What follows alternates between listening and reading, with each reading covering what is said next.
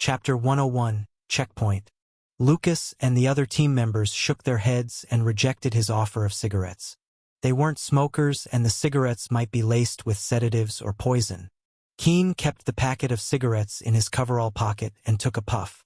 He saw the team's apprehension towards him, gave out a sigh and snapped his fingers. "I have someone that can help you with the disguise. Hope that would clear things up." A woman came into his office. She was pretty, giving out a huge smile. Her teeth that were pristine white caught everyone's attention. "This is Granny Sue," Keene said. Sue wasn't too pleased and protested. "Hey, don't break my cover." "Granny?" Rex asked, perturbed by what it meant. Sue looked younger than he was. "My ability allows me to change someone's appearance, including myself. And I can help you with your looks. It would be effective for 3 hours, more than enough for you to get out of the city," she said, and she swiped her hand across her face. At the next moment, her face changed into an old granny's. "What the hell?" Rex exclaimed. Lucky that he didn't ask for Sue's number just now, he thought. Lucas glanced over at Riley and the other team members. Other than fighting with the soldiers and all the awakened in the city, they knew that they didn't have much option right now, so they nodded. Sue got to work immediately. First, she held her hand onto Emma's face. A pink glow appeared from her hands, and muscles on Emma's face twitched vigorously. Emma's features started to morph and transform.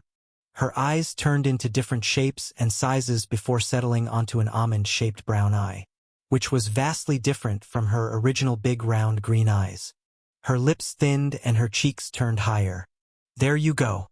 Who's next?" Sue nodded and looked at her work admiringly.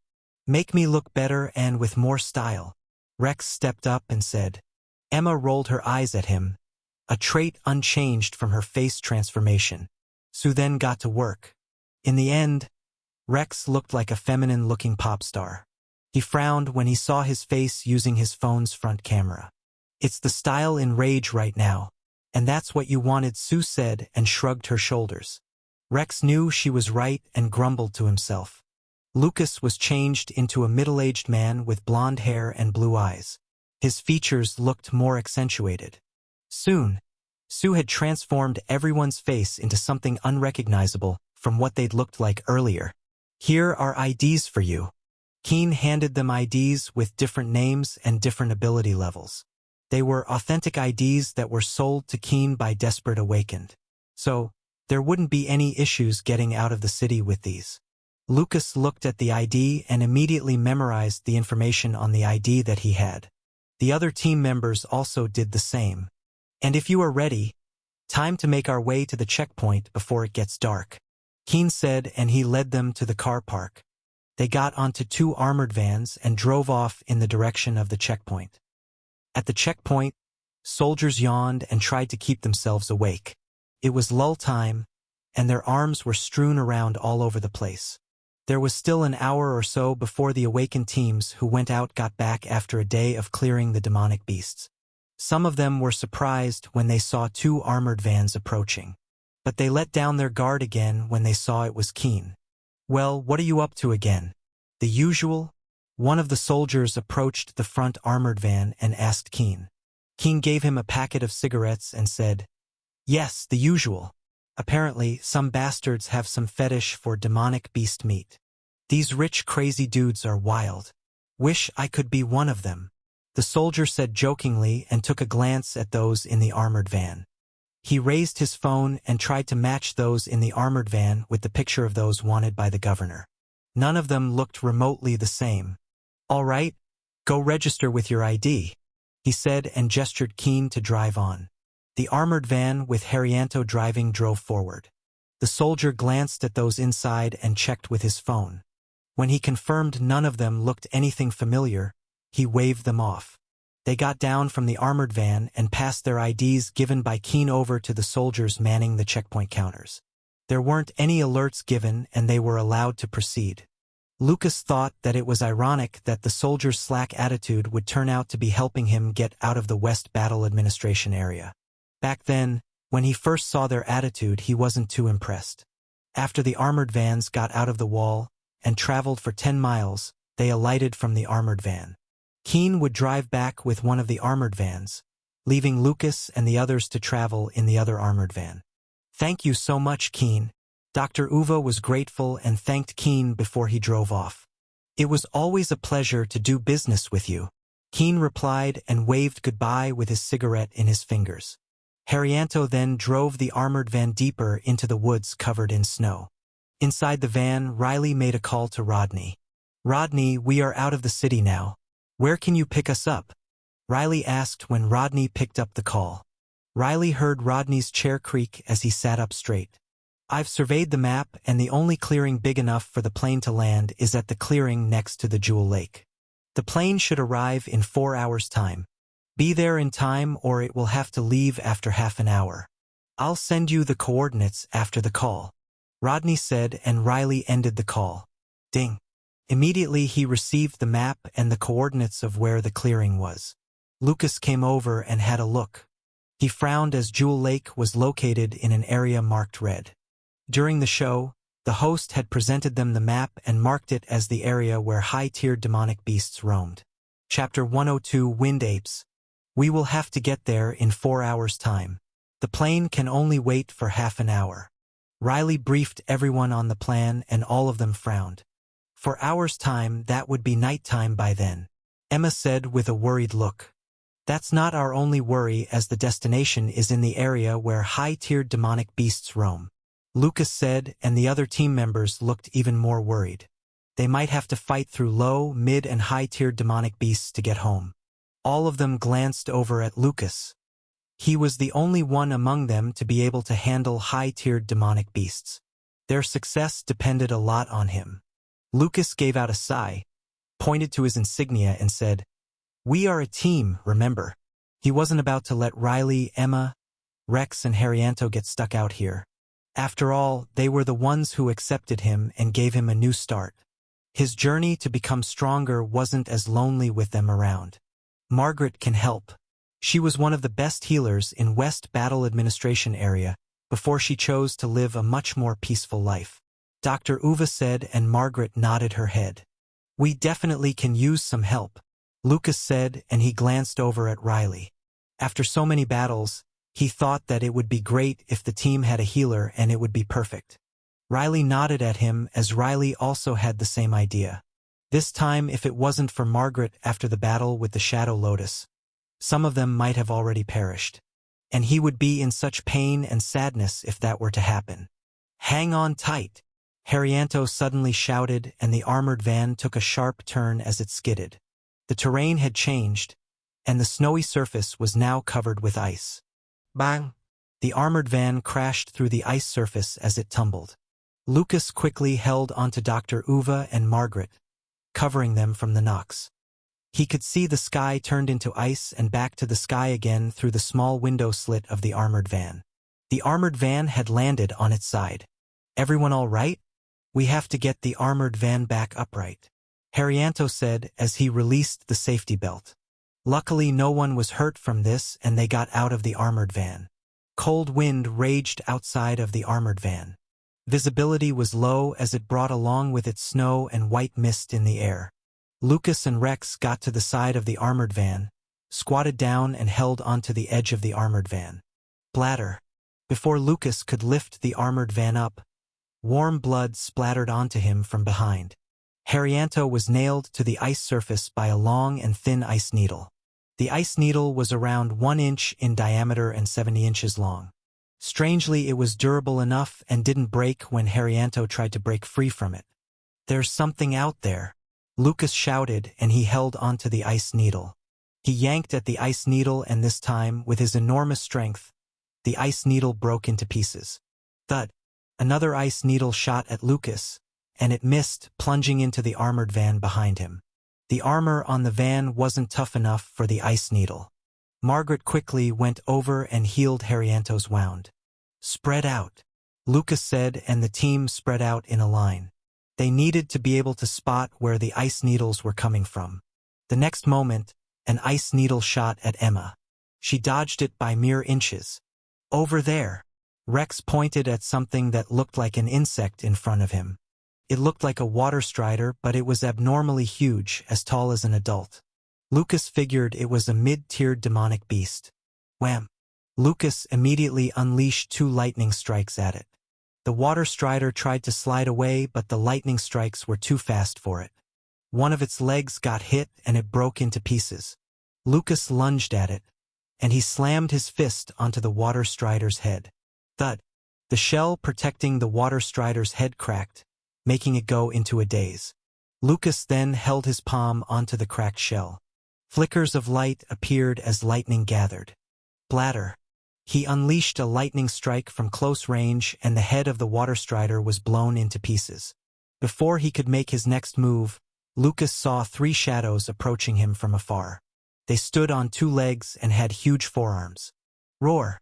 They gave out a loud roar and the wind died down, revealing 3 demonic beasts that looked like apes with white fur. Their eyes gave out a red glow and they lunged at Lucas. Wham! Riley unleashed a lightning strike at one of the wind apes. It hit and burnt the right forearm of the wind ape. But it didn't stop them as they opened their mouths and gave out gusts of wind strikes at Lucas. The wind strikes twirled like tornadoes, ripping apart the body of the water strider as they bore through it. Lucas leaped to the side and the wind strikes missed. The wind apes then clapped their hands together. Blades of wind shot out from their hands in all directions. Rex conjured a rock wall covering Riley and Emma. Thud! The blades of wind sliced halfway into the rock wall and stopped. Beside them, Haryanto pulled Dr. Uva to the ground and Margaret leaped away. Fortunately, none of them got hurt. The 3 wind apes wanted to lunge at Lucas but couldn't. Ice spikes shot at them from above. They had to use their forearms and swing at the ice spikes. As they were doing so, one of the wind apes felt a jerk on its ankle and it fell onto the ice surface. Lucas had used his shadow wielder ability and pulled it to the ground. Wham! Lightning strikes came at the fallen wind ape, and they hit the wind ape. The wind ape's head was blown into pieces. Its warm blood with gray matter spattered onto the cold ice surface. The body of the wind ape twitched and then lay motionless on the icy surface. Roar! The remaining 2 wind apes roared, and 2 twirling wind strikes shot at Lucas. Chapter 103. 1 hour later. The twirling wind strikes shot towards Lucas. He conjured up an ice wall, but it was not enough to withstand the wind strikes. Crack! They ripped through the ice wall, sending shards of ice flying in all directions. Lucas leaped to the side and unleashed 2 lightning strikes at one of the wind apes. His sudden appearance from behind the ice wall caught the wind apes by surprise. Wham! The lightning strikes hit in an instant, and the wind ape could only thrash its arms around, trying to alleviate the pain. Its head was now charred and the skin and flesh splattered onto the ground. Whoosh! The struggling wind ape sent out wind blades from its hands as its arms swung around. Some of the wind blades shot at the wind ape standing beside it. Roar! The wind ape gave out a roar in anger. It covered its body from the wind blades with its forearms crossed in front of it. A smudge of blood seeped out of its forearm, making its white fur turn red. Plop! The wind ape hit by the lightning strike fell onto the ice surface and lay motionless. When the remaining wind ape lowered its forearms to see what was happening and could make its next move, it saw a fist coming at it. Lucas had lunged at it and punched at its head. Bladder! His fist hit the face of the wind ape. Chunks of flesh and blood splattered all over. The wind ape shook its head vigorously, trying to retain consciousness. Flickers of bright light then appeared on Lucas's hands as he placed them in front of the wind ape's face. Wham! This time when the lightning strike hit, the head of the wind ape exploded from the impact at close range. The headless body of the wind ape stopped moving and it fell back onto the ice surface. A familiar sound erupted in Lucas's mind. Ding! Slaughter points plus 2,000. Current slaughter points, 5,700/20,000. Host level, 5. Current abilities, 5. With the gaining of the slaughter points, Lucas could feel the surge of energy coming into his body, replenishing what he had exhausted. Everyone all right? He turned around and asked as he harvested the demonic beast cores from the wind ape's body. Thankfully, no one was hurt, except for Dr. Uva, who wasn't doing so well with the cold. As a normal person, his tolerance to the cold wasn't as high as awakened ones like Lucas and the other team members. Rex, let's try to get the armored van upright again. It would be better for Dr. Uva with the heater inside, Lucas said, and Rex nodded his head. They walked over to the armored van, grabbed onto the edge of the armored van, and lifted it up. It was relatively easy for Lucas, but Rex had to grit his teeth and use all the strength he had. Ready? On the count of 3, Lucas said, and Rex, whose face was now red, nodded. 1, 2, 3. At the count of 3, they pushed the armored van up and forward. The armored van tilted to the side and became upright. Haryanto got into the driver's seat and checked. Birum. The engine roared as he stepped on the pedal. Hop on, we have a plane to catch, Haryanto said. Lucas and the rest got into the armored van. The heater in the armored van kicked in and it felt comfortable. Dr. Uva, who was shivering out in the cold, stopped shivering. How much time do we have left? Riley asked. 1 hour has passed, we have 3 hours left. And we are in the amber area where the mid-tiered demonic beasts roam. We should be getting to the red area soon, Lucas replied. Then we better hurry, Riley said as he looked up into the sky. The sun was setting, and it was getting darker. Haryanto started the engine, and this time he drove very slowly. The subsequent journey on the ice surface was relatively uneventful, except for a few skids here and there. But Haryanto managed to handle it well, and the armored car went along its way. What's that? Haryanto asked as he slowed the armored van. They had gotten through the ice surface, and in front of him was what looked like a valley. And there were piles of bones lying around. Stop. I think it's best if we check out what's ahead, Lucas said. The piles of bones might be the leftovers from demonic beasts lurking around the area. And if they got into the valley, it might not be so easy to get out. Rex and Emma, go with Lucas. Riley thought for a moment and said. The rest would stay with Dr. Uva for his safety. When required, they could also back up Lucas, Rex, and Emma. The engine went dead, and there was nothing but the wind howling out from the valley. Lucas, Rex, and Emma got out of the van. They walked slowly towards the valley, with Lucas taking the lead. Rex and Emma walked by his left and right sides 20 feet apart. When he got near, Lucas stopped and inspected the bones that were on the ground. Some were bones from fire deer and bones from even wind apes. He figured that whoever had dumped these bones in the vicinity must have been more powerful than the wind apes. Crack. Suddenly, he heard a faint crack sound, inaudible among the howling wind to a normal person. Lucas was able to hear it with his enhanced hearing from his SSS-level physique. He raised his hand to signal for Rex and Emma to stop. They did so and got ready. Lucas glanced over in the direction from where the crack sound came. What looked like a small hill twice as tall as Lucas had 2 orange glowing dots. He narrowed his eyes and focused on it. Slowly, it became clearer for him. Within the orange glow was a slit. Lucas then realized what it was. Eyes of a demonic beast. Slither. A forked tongue slithered out of the small hill, and the small hill rose higher. It was a huge snake, and its head turned and looked at Lucas. The next moment, the huge snake opened its mouth and lunged at Lucas.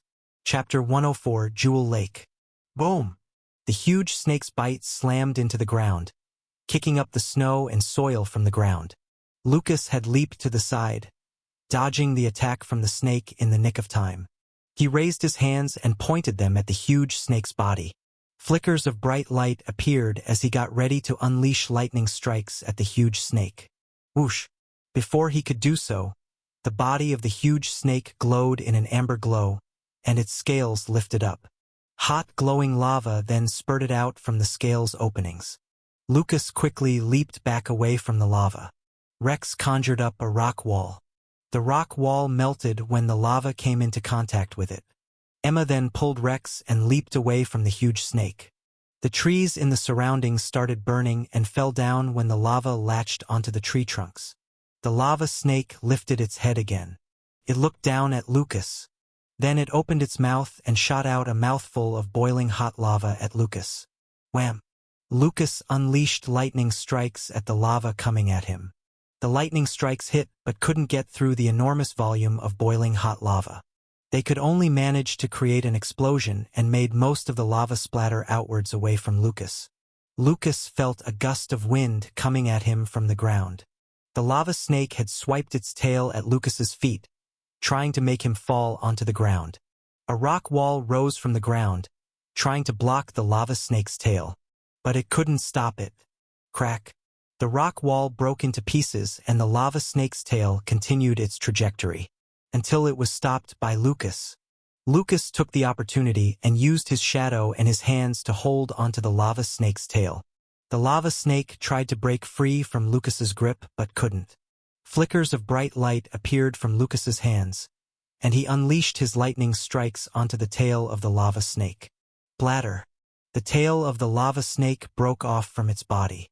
Its flesh splattered out onto the ground. The lava snake raged and thrashed around. It opened up its scales and hot boiling lava spurted out into the surroundings. Lucas, Rex, and Emma quickly leaped away. Haryanto also reversed the armored van to get further away from the lava. Lucas focused on the openings in the scales from afar. And when he saw that the lava stopped spurting out from the openings, he made his move. Wham! His lightning strikes aimed at the openings hit and blew off a huge chunk of flesh from the lava snake. An ice spike then shot at the wound from above. Bladder. The ice spike penetrated the wound and plunged deep into the body of the lava snake. Pain from the wound caused the lava snake to become angered. It tried to lunge at Lucas with its huge mouth. Boom! The lava snake missed as its bite hit the ground. Lucas had leaped away and lunged at its wound. His hands held close to the wound and flickers of bright light appeared. Wham! The lightning strikes hit and this time, the body of the lava snake was blown into two halves. Thrashing around uncontrollably, the two halves of the lava snake kicked up the snow and caused several trees to fall. Lucas waited patiently, and after a few moments, a familiar sound erupted in his mind. Ding! Slaughter points plus 800. Current slaughter points 6,500/20,000. Host level 5. Current abilities 5. The familiar surge of energy came into his body. Lucas looked at the time and saw that another half hour had passed. They had 2 more hours to go. He quickly harvested the demonic core from the lava snake and walked towards the armored van. Hope there are no more surprises for us, Rex grumbled, as he gave Lucas a pat on his shoulder. He was more than impressed with Lucas. Lucas was not only powerful but was able to react to all the different conditions in battle. Any sudden change or surprise was quickly nullified by his quick thinking. The team would have been gone if it wasn't for Lucas. Birum. The armored van roared as it traveled slowly towards them. Unless you like the cold out there. If not, get into the van. Haryanto poked his head out of the driver's seat and said. Lucas gave Haryanto a smile and got into the back of the armored van. Once he got inside the armored van, Dr. Uva was looking at him curiously. I've got something on my face? Lucas asked. Oh, I'm sorry. It's just that I've never seen someone with so many abilities before, Dr. Uva exclaimed. Lucas shrugged and said, I'm not too sure myself. Riley then interjected. Once we get out of this valley, we should be near the Jewel Lake, Riley said as he looked at the map from Rodney. Oh God, I miss my bed now, Rex said and tapped on the shoulder of Haryanto. Step on it, Haryanto. Haryanto ignored him and drove slowly into the valley. He saw shadows high up on both sides of the slopes. Luckily, they didn't make a move on the armored van after witnessing the death of the lava snake. The demonic beasts felt they had no chance since the lava snake was stronger than they were. Slowly, the armored van moved through the valley. There were some portions of the valley that were too steep, and Lucas had to alight and pull it to get across the ascent. Other than that, it was relatively uneventful. Finally, the surroundings opened up and they could see a huge patch of grassland in front of them. Further away from the grassland was a huge body of water, reaching far out into the horizon. The huge body of water was the Jewel Lake. They had gotten through the valley and arrived at the clearing. It took them 1 hour to pass through the valley. Just 1 hour more for the plane to arrive. Lucas, Rex, and Emma got out from the armored van and surveyed the area. Riley picked up his phone and made a call to Rodney. "We've arrived," he said immediately when Rodney picked up the call.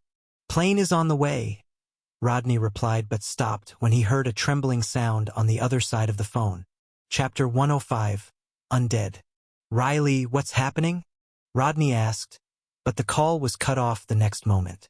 Riley had ended the call, and together with Haryanto, Dr. Uva, and Margaret, they were peering out from the armored van's windshield. The earth trembled as mounds elevated from the ground in the surroundings. Plop! Something broke through from the dirt and snow of the mounds. A hand of a wind ape appeared. But it was not the same as the wind apes they'd encountered earlier. The white fur was smudged with dirt and dried blood all over. Flesh exposed from the wounds was rotten, with maggots crawling within. When the wind ape got out from the mound, its head and body were the same, rotten and giving off an unbearable stench. Besides the wind ape, there were other rotten and half-decomposed demonic beasts that appeared from the mounds. Fire deer, ice wolves, and water striders. There were around 50 of these undead demonic beasts. "Protect Dr. Uva," Lucas said, and glanced over at Rex and Emma. They nodded and leaped over to the side of the armored van while Lucas stood at the front of the armored van. Riley and Haryanto also came out of the armored van to get ready to help. Haryanto placed his hands on the side of the armored van, and with his ability, parts of the armored van moved and got onto his arms. Growl. The undead demonic beasts growled and started to advance towards the armored van. Lucas focused ahead, getting ready for battle as he accumulated lightning strikes on his hands. Clap. The wind ape clapped its hands and sent out a burst of wind blades at Lucas. Lucas leaped to the side and at the same time unleashed lightning strikes at the wind ape. Bladder. The lightning strikes hit, and parts of the chest and left shoulder of the wind ape were blown off. However, the wind ape continued to move as if it were nothing. Lucas frowned when he saw what happened. These undead demonic beasts didn't feel pain. Whoosh! The wind blades from the wind ape passed by Lucas. Lucas wanted to make his next move, but fireballs shot at him from the fire deer that were charging towards him. He placed his hand onto the ground and an ice wall rose from it. Thud! The fireballs, which were glowing with a green glow, hit onto the ice wall, giving out a loud thud. It wasn't over yet as the fireballs started to slowly burn through the ice wall. Lucas then saw the wind ape open its mouth, trying to unleash a twirling wind strike at the armored van. He quickly raised his hands and unleashed lightning strikes at the wind ape's mouth. Wham! The lightning strikes hit and blew the head of the wind ape off. But the body of the wind ape didn't stop, and it continued to move. The headless body of the wind ape turned in Lucas's direction and lunged at him. Lucas conjured up ice spikes and shot the ice spikes at the headless body of the wind ape. Thud! The ice spikes ripped through the headless body of the wind ape, and the pieces of the body fell onto the ground. Finally, it remained still and motionless. Lucas quickly turned his focus back onto the fire deer charging at him. There were 5 of them, and they rammed their antlers into the ice wall. The ice wall, having parts of it burned by the green glowing fireballs, was broken into pieces by the fire deer. But Lucas had leaped into the air, and he unleashed his lightning strikes at the fire deer. Wham! The lightning strikes took out 2 of the fire deer, splitting their bodies into halves. They kicked around but couldn't move as they couldn't stand on only 2 legs. The remaining 3 fire deer stopped in their tracks, turned around and tried to shoot fireballs at Lucas. They weren't fast enough. Lucas had conjured up ice spikes and shot them at them. Whoosh!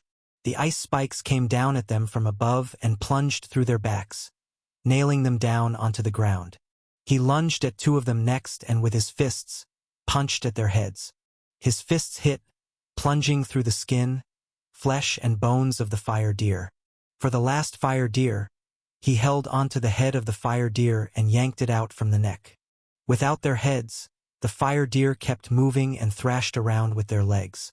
Lucas unleashed lightning strikes at the bodies of the fire deer next, ripping the bodies apart. When he was done, a familiar sound erupted in his mind. Ding!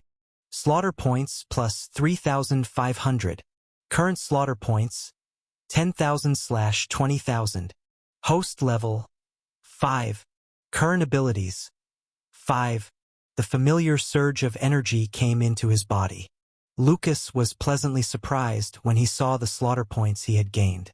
These undead demonic beasts had given him much more slaughter points, and he wasted no time. Lucas lunged at one of the ice wolves that were encircling him. Icicles with a green glow appeared before the ice wolf, and the icicles shot at him. The icicles missed as Lucas had used his shadow wielder ability and yanked the ice wolf toward him. He landed in front of the ice wolf and held his hand up in front of the ice wolf's head. A bright flash appeared, and the ice wolf's head was then blown into smithereens by Lucas's lightning strikes. The other ice wolves howled and lunged at him from all directions. Lucas leaped away and they crashed into each other. All of them tried to get up at the same time, but this disrupted the others.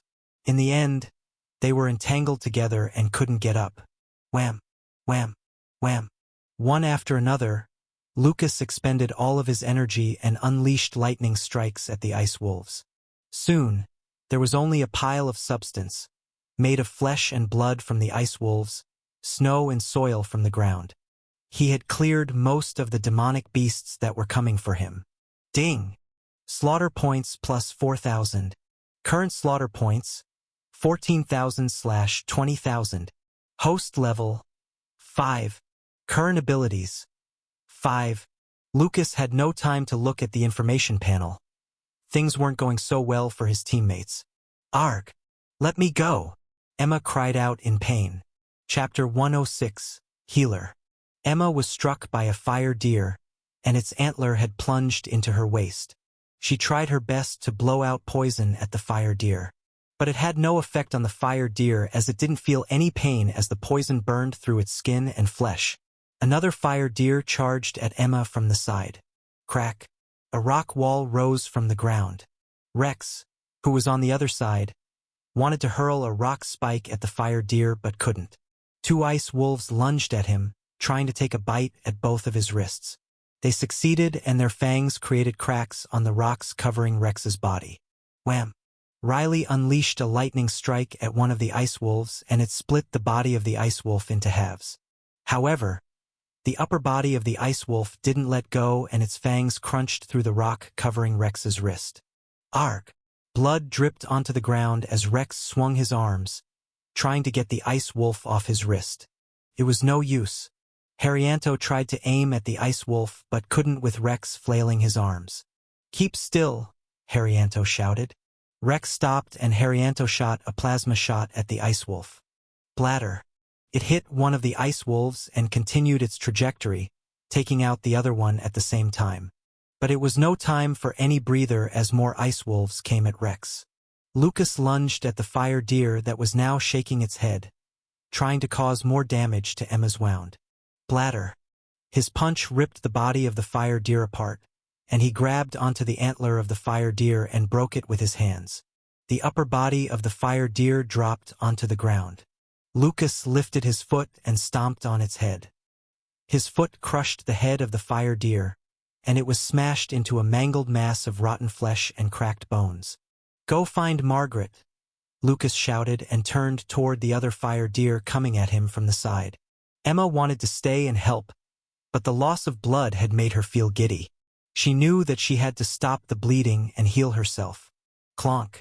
Lucas threw out the smoke grenades he had in his dark matter vault armor in a row, leading towards the armored van. Smoke filled the air and soon, he and Emma were engulfed behind it. Emma gritted her teeth and made a dash for it. The fire deer started to shoot out fireballs in all directions blindly. One of them hit Emma's arm and the green glowing fireball latched onto it and burned through her skin and flesh. She gritted her teeth and continued her way towards Margaret. Her vision blurred as she got closer. Emma was using her instinct to keep running as she felt herself slowly losing consciousness. Just as she was about to pass out, Margaret's hand held onto her. Margaret immediately put Emma down onto the ground and placed her hands onto Emma's waist and arm. White glow appeared on her hands, and it started to heal Emma's wounds. Wham! Lucas unleashed his lightning strikes at the last remaining fire deer. They splattered into pieces. Rotten flesh and bones of the fire deer were strewn all over the snowy ground. He turned over and focused on what was happening over at Rex's side. Rex was being pulled down onto the ground by a few ice wolves. Haryanto had transformed the plasma cannon on his arms into plasma swords. With the plasma swords, he was hacking and slicing the ice wolves apart. The tide was turning. Lucas lunged at the remaining ice wolves which were trying to get past Riley. Thud! He kicked an ice wolf, sending it tumbling across the snowy plain. Another ice wolf leaped and snapped at his neck, but it was immediately stopped by an ice spike that shot at it from above. The ice spike plunged through the head of the ice wolf, nailing it to the ground. Lucas then pulled an ice wolf with his shadow wielder ability, smashing it into the other ice wolves. He raised his hands with flickers of lightning flashing. Wham! Lightning strikes landed one after another at the group of ice wolves. And by the end of it, a small crater was created from all the lightning strikes unleashed by Lucas. A familiar sound erupted in Lucas's mind. Ding! Slaughter points plus 5,000. Current slaughter points 19,000/20,000. Host level 5. Current abilities 5. Riley sat onto the ground and wiped the beads of sweat on his forehead. He was exhausted from unleashing so many lightning strikes. It was the same for Rex, Emma, and Haryanto. They were all tired from using so much of their ability. When they saw Lucas looking energetic after the long battle, they had the same thought in their minds. They needed to become stronger. Riley, Rex, Emma, and Haryanto's abilities were now too far apart from Lucas, and they didn't want to be the ones dragging him down. It was time for them to focus on getting to expert level of mastery when they got to the South Battle Administration area. And I thought Rex smelled bad, Riley said as he pinched his nostrils with his fingers. Both can be true, you know, Lucas said and shrugged. Emma, Margaret, and Dr. Uva then came over. After being healed by Margaret, Emma's wounds were mostly healed and just needed some time and rest for them to fully heal. I could hear that, you know. Rex came over and grumbled at Riley. Riley shrugged and tried to brush his long blue hair. But he couldn't. By now, their disguise had worn off and they were back to looking the way they were. You are injured too. Let me heal you. Margaret saw the wounds on Rex, and she proceeded to help him heal the wounds. As they waited, Riley made another call to Rodney. We are done now. There were some undead demonic beasts that appeared out of nowhere, Riley said. That's great news. You got me worried for a moment. The plane should be arriving at any moment, Rodney replied. When Rodney finished his sentence, a loud boom could be heard in the sky. Everyone looked up and saw a plane engulfed in a blue glow hovering above them, slowly descending. Chapter 107, Back Home. The plane descended not too far away from where Lucas and the others were. Lucas led the way with Rex and Emma behind. Riley and Haryanto protected Dr. Uva and Margaret behind them. Fortunately, there were no more mounds that appeared, and they got next to the plane safely. The back of the plane opened, and they got onto the plane from the opening. Once inside, Lucas could immediately feel the warmth from the heating system inside. This was a huge relief to Dr. Uva. One of the soldiers on the plane got them to sit on seats that were by the side of the plane. The back of the plane then closed, and the plane lifted off, slowly hovering above the ground. Finally, it was over and time to get home. Something emerged from the Jewel Lake and its huge green eyes glanced at the plane as it flew further up into the sky. A white glow spurting out white flames appeared. Far away from the Jewel Lake, the Divined One was seated in a huge chair. His body was twice as big as a normal adult male. Flesh bulged out from his body. Eerily, his eyes looked like the same green eyes as the demonic beast in Jewel Lake. Send a team to the South Battle Administration area. As the Divined One spoke, one could see that his tongue was a forked tongue, something more reptilian than human. Cult members in the dozens in front of him bowed. The Divined One then grabbed onto a piece of his bulging flesh with his scrawny hands. He ripped the piece of flesh from his body and threw it at the cult members. "Strengthen yourselves and bring me back the head of Dr. Uva. No one shall seek to control the demonic beasts." The cult members went into a frenzy. South Battle Administration Area. "Welcome home," Riley said as he opened the door and welcomed Dr. Uva and Margaret. "It isn't as big as your mansion, but it's cozy enough. I'm just glad to have somewhere to stay," Dr. Uva said. Margaret nodded to what Dr. Uva said. "Come, let me get you all settled in." Emma led Dr. Uva and Margaret to the guest room. Lucas got back to his room and sat on the comfortable bed. It was a much longer mission than originally expected. He wanted to summon Sheba out from his summon space but realized the room might not be big enough for Sheba now. Lucas brought up the system's information panel in his mind and looked at the slaughter points he had.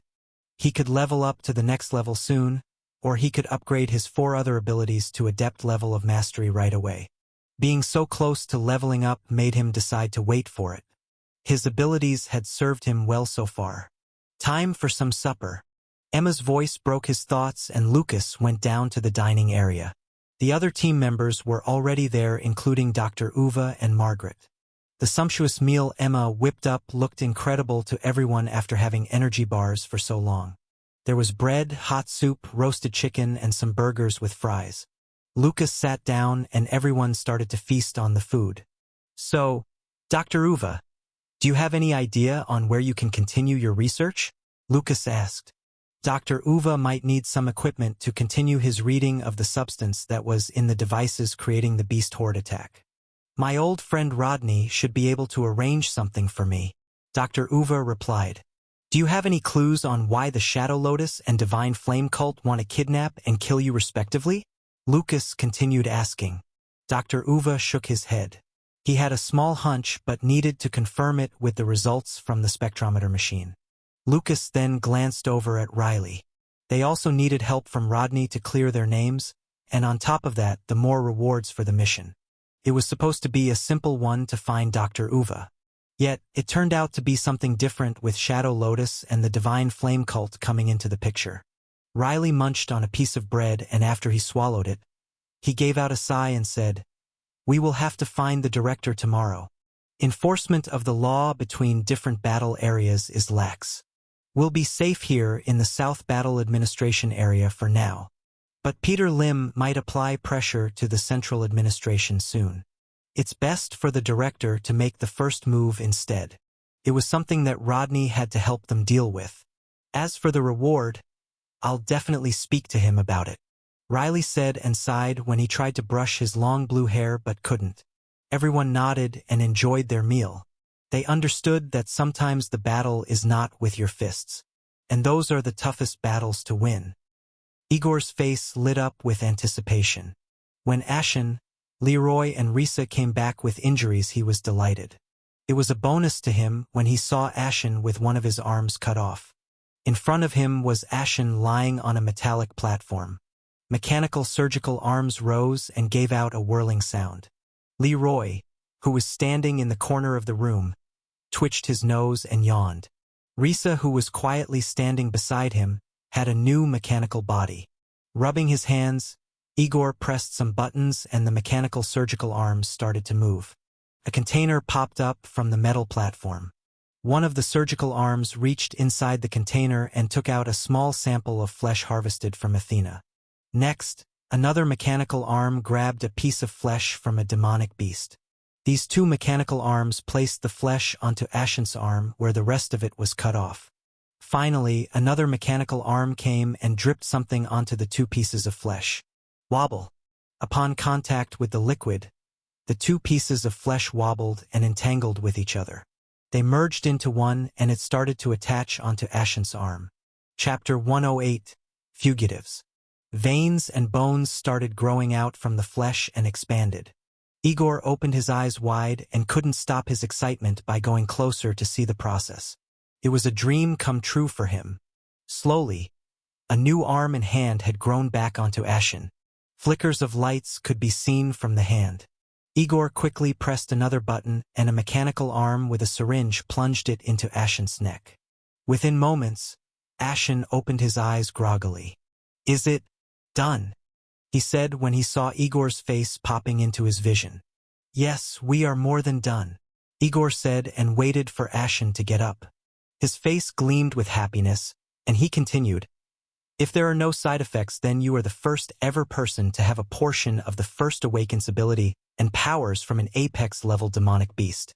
I've finally unlocked the everlasting powers from the First Awakened and demonic beasts. TSK. Leroy wasn't too impressed, and he said, so, what does it mean? Can we go on a rampage everywhere now? Ashen raised his new arm and pointed his hand at Leroy. Bright lightning flashes engulfed his arm, sending out lightning strikes onto the surroundings. Well, hold on now. You don't have to do this. Leroy raised his hands and said. He had never seen something like it other than Athena, and he wasn't going to be the first one to find out how it feels to be blasted with many lightning strikes. The lightning dissipated and Ashen put his arm down. Just then, the door opened and two people came into the room. One was a middle-aged man, dressed in a dark robe. Beside him was someone that looked like his secretary, holding a folder in her hand. The man in dark robe glanced at Ashen's new arm and he nodded. Well done, Igor. But this is just the first step of our plan. Being able to merge the First Awakened powers with an Apex-level demonic beast isn't enough for what's coming. We need to get more samples from the First Awakened and Abyssal or even Transcendent-level demonic beasts. Get ready for the next mission to harvest the First Awakened and Abyssal-level demonic beasts. The man in dark robe said, and the others nodded. But Dark Lord, what about Dr. Uva? We need his research to enhance our devices before we are able to control and harvest the Abyssal-level demonic beasts. Igor asked. The man in dark robe, the Dark Lord, glanced over at Ashen. That would depend on whether your experiment really works. Yes, Dark Lord. I will try my best with your gift. Ashen bowed with his new arm across his chest. Leroy raised his eyebrows as he watched from the side. He wasn't interested in all the bullshit about getting more powerful for the eventual apocalypse that the Dark Lord had been droning on about for so long. He just wanted to have fun. Next day, Lucas woke up to the smell of coffee. Breakfast was ready, waiting for him. Morning, everyone. He greeted everyone and joined them. Riley then briefed everyone on what was happening for the day. They would get to the Awaken Center to find Rodney together with Dr. Uva and Margaret. The ride to the Awaken Center wasn't pleasant. Debris could still be seen. Homeless folks loitered around, in the hope of finding something in the debris. Some of the roads were still damaged and they had to make a detour to go around them. Things weren't getting any better after they left for the West Battle Administration area. It was a stark contrast to the glittering lights and glamorous city they had seen at the West Battle Administration area. After 2 hours, they finally arrived at the Awaken Center. The Awaken Center had regained its busyness. Many Awaken teams were in the lobby, trying to see if there were lucrative missions for them to take on. However, there weren't any as Rodney had spent whatever he could on the rebuilding of the city. Welcome back. The director has been waiting for you, Mandy said when she saw Lucas and the other team members enter the lobby. She quickly led them to the elevator and pressed the button to Rodney's office. When they entered Rodney's office, he was lighting up his cigar and giving out a long sigh. The piles of documents on his desk remained uncleared. So many things were yet to be done. All that Secretary Hanselman did was to tell him more funds were coming and ghost him after that. Even some of the relief food from the central administration was rotten. It was then that he realized that he couldn't count on Secretary Hanselman anymore. Morning, Director, Riley said as he led Dr. Uva and Margaret forward. Rodney, long time no see. Still looking good. Dr. Uva greeted Rodney. Uva, thank God you are safe. Rodney stood up and gestured for them to take a seat. He glanced at his secretary, and she quickly got to work making coffee. So, do you have any idea on what's in the device? Rodney asked. Dr. Uva took out the report from the spectrometer machine and said, This is all I've got.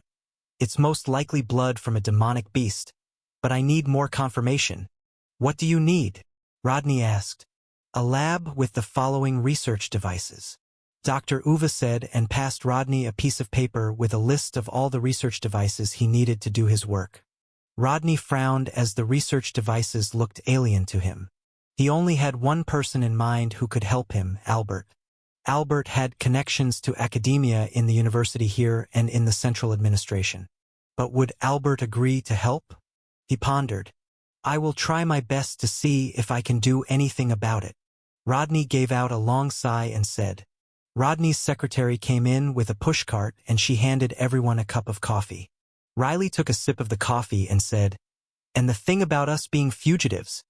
Chapter 109, Trip to Center Battle Administration Area. Rodney drew in a mouthful from his cigar and puffed it out. He picked up his coffee mug and took a sip from it. Also, the reward of $100,000 for this mission must be increased. We didn't sign up to become fugitives, fight with Shadow Lotus, and go through mid- and high-tiered demonic beasts to get back, Riley said. The team wasn't doing charity after all. They needed the funds to get demonic beast cores and become stronger. Rodney coughed and quickly covered his mouth, nearly spilling his coffee. He frowned and glanced over at his secretary, vigorously shaking her head. His secretary confirmed his thoughts. There wasn't much budget left for him.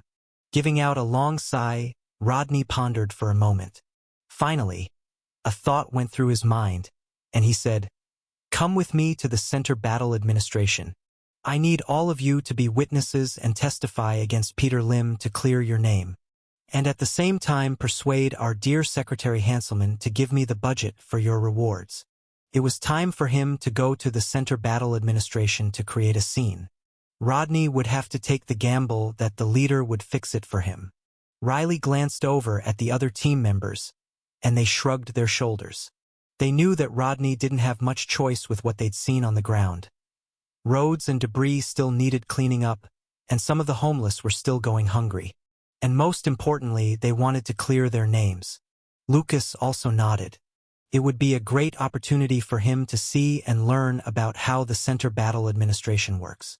Since there's no objection to my suggestion, we shall leave in 2 days' time, Rodney said and glanced over at Dr. Uva. I will try to arrange for the research lab when we get back. Lucas and the others then left his office, leaving Rodney alone. With his hand hovering above his phone, Rodney hesitated for a moment, and after a few moments he made a call to Albert. Lucas and the team members didn't leave the Awaken Center immediately. Riley and the others went to the merchandise area and purchased all the demonic beast cores they could, while Lucas went and replenished his grenades and bullets. How may I help you? The attendant who was in the weaponry store said and was startled for a moment. Lucas recognized her. She was one of his classmates in high school. Lucas, nice to meet you. She greeted him with her head low. She had recalled how they shunned him after Jules Robertson began his persecution of Lucas. And yet, everything had changed. Jules Robertson was waiting for his sentence in a jail somewhere, while Lucas was living out a challenging and rich life as an awakened. Something that they'd dreamed of in high school. But here she was, stuck in the Awakened Center. Hi, Adeline, Lucas replied without any emotion and said, I need grenades for my grenade launchers and bullets for my pistol. Yes, come with me. Adeline cleared her mind of all the negative thoughts and brought Lucas to the weapons rack. Lucas glanced at the grenades and boxes of bullets and said, I want all of it. All of it. Adeline was surprised at what she heard. Yes, all of it, Lucas confirmed. She quickly packed everything and was astonished that Lucas didn't even flinch when he paid for it all. All of it totaled $40,000, an amount that would take her 2 years to earn. Yet he spent it in a split second. That poor Lucas who had to wear the same clothes and work odd jobs to survive was gone now. Do you have help to transport these? Or do you need us to help you with it? I can arrange something for you? Adeline asked as she didn't see anyone with Lucas.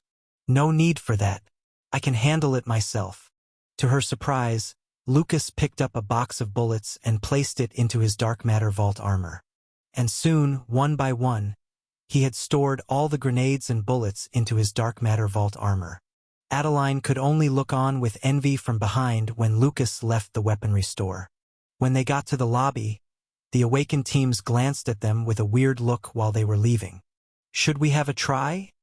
one of the awakened said, and everyone else turned and stared at him. By now, they knew about the $5 million reward on each of them from the West Battle Administration area. However, after witnessing what Lucas could do, like killing off a high-tiered demonic beast easily, all of them weren't dumb enough to want to try. And on top of that, Lucas and the team fought valiantly, saving many lives during the demonic beast horde attacks. They would be ashamed of themselves if they did so. To them, they knew that Lucas and the team had been framed. When Lucas and the other team members got back to their home, it was different for the next 2 days. All of them except Lucas spent their time absorbing the essence from the demonic beast cores. Emma was also busy with it, so he helped with cooking the meals. Luckily, his days of living alone and cooking for himself helped. After having their meals, the other team members would get back to what they were doing. When Lucas woke up the next morning, he had a surprise. On one side, Riley and Rex were sparring with each other. But this time, Riley had armor that was made of lightning wrapped around his body. Rex wielded a whip that was made of sharp and spiky rocks. Whip. When the spiky whip hit Riley's lightning armor, it cracked into pieces. "I give up," Rex raised his hands and said. On the other side, Emma and Harrianto were also sparring.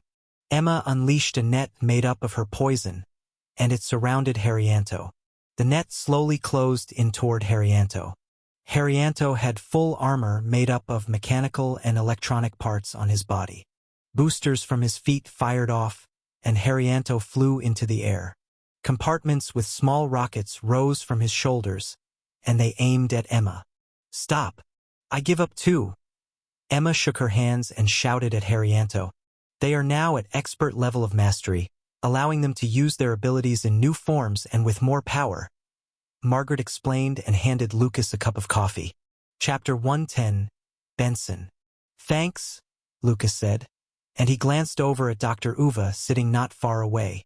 Dr. Uva was looking at the report from the spectrometer, mumbling to himself as he went through all the different hypotheses he had in his mind. Looks like there would be no breakthrough from Dr. Uva until he gets the research lab, Lucas thought. "Good morning, Lucas," Riley said and patted Lucas on his back as Riley entered the building. "Morning." Rex came over and did the same thing. Emma and Harrianto also came and did the same. "What's the happy occasion?" Lucas asked, pretending not to know. Rex shrugged his shoulders and said, "Nothing. Just glad to be back." "Too bad we'll be leaving soon, huh?" Lucas said. "Don't remind us," they replied in unison with a smile. Now that they were at expert level of mastery, they had more confidence in handling whatever came for them. After breakfast, it was time for them to get to the airbase. Rodney was already waiting for them when they arrived. He was still briefing his secretary and staff on what to do when he was not around. "Good morning," Rodney greeted them when he saw them. He took a puff of his cigar and said, "When we get there, be prepared to face some adversity from the secretary for the West Battle Administration area. Ignore him and let me handle it." Lucas and the other team members nodded. With that in mind, they got onto the plane and headed off for the Center Battle Administration. After the plane lifted off, it took a hard steer to the right and headed toward the north. That blue glow engulfed the plane when it got high up into the clouds. Huge demonic beasts flew by occasionally, but with the cover of the blue glow, they couldn't sense the plane and didn't discover it. The journey to the Center Battle Administration took around the same time as the journey to the West Battle Administration area, which was half a day. Over the air, Lucas took a glimpse at the Center Battle Administration. It looked like a huge industrial area. Factories with towering chimneys gave out pillars of dark smoke. The buildings were all orderly, neatly built in rows. Even the residential areas were orderly and painted in a shade of gray. The Center Battle Administration area was the beating heart of the country, supplying essentials to the other 4 battle administration areas. When they landed at the airbase and got out of the plane, Lucas immediately felt the stark contrast. Everyone they saw had a stern look and was wearing military uniforms.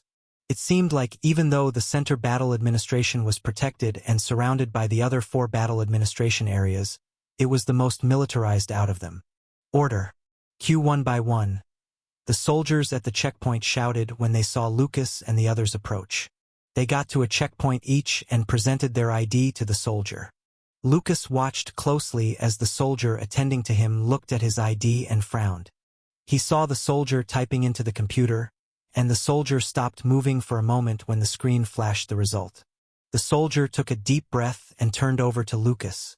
"Computer says no. I might have to get the IT guys," the soldier said, and he glanced over at his colleagues at the other counters. They nodded at him. Lucas figured something was up, so he glanced over at Rodney. Rodney wouldn't ask them to come if he didn't have something up his sleeve. And he was right as he saw Rodney talking to someone on his phone. The soldiers didn't wait, and they pressed a button hidden below their counters. Ring. Alarms went off and guards in the surrounding area got into action. They rushed in with their weapons aimed at Lucas and the rest. The checkpoint counter had thick steel plates rising from the ground, protecting the soldiers inside it. Rex got angry, and he wanted to unleash his spiky rock whip at the guards, but Riley stopped him. Pong. One of the guards fired a smoke grenade at them. Lucas used his shadow and hurled it back at the guards. Cough. The guards didn't know what happened, but they quickly took out their face masks and put them on as the smoke was choking them. Lucas then used his shadow and yanked all the guards' legs. Thud. They fell backward onto the ground. Some shot their rifles into the ceiling in anxiety. "What the hell?" they exclaimed with fear as they didn't know what was happening.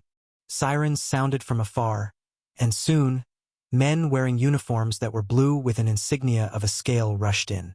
They were the security forces of the Center Battle Administration area. "Everyone stop whatever you are doing." A man dressed in a gray coat, with a thin mustache above his lips, shouted. His voice rang in everyone's ears. Lucas felt a pulse of energy enter into his head, and all that he could think of was to stop whatever he was doing. He stared at the man in the gray coat. This man was an awakened, and his ability somehow coaxed him to do what he commanded. Lucas shook his head, trying to clear his mind. The other team members were also trying to break free, but they were all struggling. Lucas hit his chest with his fist, and it made his mind clear for a moment. "So that's how you welcome your classmate?" Rodney's voice boomed in the air, and the man in the gray coat gave out a smile. "Then how do you suppose I stop these guards?" The man in the gray coat walked over toward Rodney with a badge in his hand. The guards and soldiers saw the badge, and they lowered their rifles. "As the assistant head of the security forces, I will be taking over custody of these men and women for investigation." The man in the gray coat glanced over at his subordinate, and one of them handed over some documents to the commander of the guards. The commander of the guards read the documents and waved his hands. All the guards left with the commander shortly after. The checkpoints returned to their normal state, and the soldiers processed the entry of Lucas and the others. "Welcome, Rodney. Nice to see you again, Benson." Rodney and Benson greeted each other. "I want you to meet." Rodney wanted to introduce Lucas and the others to Benson, but Benson stopped him. "We have to go before the secretary tries something funny." And as he was saying this, armored cars were on their way approaching the airbase. Chapter 111, The Convoy. Rodney stopped and he and the others followed Benson. Benson led them out of the airbase and a convoy of armored trucks was waiting for them. All the armored trucks looked the same, painted in black with a turret on top and a security officer manning the mounted automatic rifle. Lucas and the others got onto the back of an armored truck with Benson. "All units, start moving." Without any hesitation, Benson ordered the drivers to start moving. Birum. The engines roared and the convoy started to make its way to the security force headquarters. "This is what's going to happen. I take all of you into custody for investigation," Benson said, and he pointed at Dr. Uva. "You will testify as a witness that you've been kidnapped by Peter Lim, and clear the name for them, putting down in a statement what happened in Peter Lim's mansion, which would then allow me to open a case into investigating Peter Lim, the governor of West Battle Administration area, for corruption." Dr. Uva nodded to Benson's plan. Benson sighed and said, "I must warn you though, The ride back to the security force headquarters might not be a smooth ride. What do you mean by that? Someone dares to kill the assistant head of the security forces. Rodney narrowed his eyes and asked. The secretary for the West Battle Administration Area, Lawrence, is in cahoots with Peter Lim. My sources told me that he had mustered whatever force he could to hijack Dr. Uva on the way back. Benson said. He dares to do so out in the open? Rodney asked. There's a saying in the Center Battle Administration Area that goes, there's always a law for that, Benson said and lowered his head. He and Rodney, after graduating, were on a personal mission of making things right. Rodney had tried to make the South Battle Administration Area become stronger by identifying potentials like Lucas, while he had tried to serve justice in the Center Battle Administration. However, Benson had found out that it was like being sucked into a rabbit hole of rules and regulations. The leader was great in uniting the nation against the demonic beasts, setting up the 5 administration areas. But the leader wasn't the best in governance. And as time went by, the bureaucrats had added piles of legacy rules on top of one another. Howl! Sirens blared when an armored car raced to the side of the convoy. And from the loudspeakers of the armored car, a voice boomed, Under the Criminal Act, Section 5, you are harboring fugitives from the West Battle Administration Area. Stop right now or face arrest by force. It's the paramilitary force under Secretary Lawrence. The security officer manning the turret glanced down at Benson and said, Ignore them. Just tell them we have arrested the fugitives and are on our way to the security force headquarters. They are obstructing us from official duties if they do so, Benson said. Lucas frowned at what was going on. From what he had heard, it seemed that it was a bureaucracy nightmare. He would rather be fighting demonic beasts than dealing with all of this. The security officer manning the turret picked up a receiver and spoke into it, repeating what Benson had told him. More armored cars raced and caught up with the convoy. Their engines roared, but there wasn't any reply from the armored cars. Bang! One of the armored cars had its window wound down and a shot was fired from within. It struck the security officer manning the turret and he slumped into the back of the armored truck. Lucas quickly pulled him away from the turret and Margaret checked on his wound. Blood spurted out from his neck. She held her hands onto the neck and activated her healing ability. White glow engulfed her hands, and it slowly extended out towards the man's neck. The blood slowly trickled into small drops and finally stopped when the wound on the neck healed and closed. Pong! A grenade was fired from the armored cars of the paramilitary at the lead armored truck of the convoy. It hit and the armored truck was hurled into the air and tumbled across the asphalt road. The other armored trucks returned fire with the mounted automatic rifles. Lucas got up into the turret, and with his shadow wielder ability, he grabbed onto the shadow of the armored car nearest to where he was. Using all his might, he hurled it onto the armored cars trailing behind. Crash! It was too sudden for the other armored cars to react, and they crashed into one another. The paramilitary soldiers inside got out but couldn't chase after the convoy. Now, there were only 2 armored cars following the convoy. The drivers of the armored cars stepped on their pedals and swerved when they got to where the lead armored truck was, forming a barrier across the road. The paramilitary soldiers got out of the armored cars and raised their hands at the armored trucks coming towards them. Boom! Explosions ensued and the convoy had to try and do a hard stop. Tires screeched and the security force officers inside the armored trucks were hurled forward into the driver's compartment. Lucas leaped up into the air and with his shadow wielder ability grabbed onto 2 of the paramilitary soldiers and hurled them onto the other paramilitary soldiers. The paramilitary soldiers didn't know what hit them and they were knocked out from the sheer force of the impact. Some even had fractured limbs and teeth flew all over as the paramilitary soldiers were smashed onto the ground. When Lucas landed onto the ground, he ran over to the armored cars blocking the way. Thud!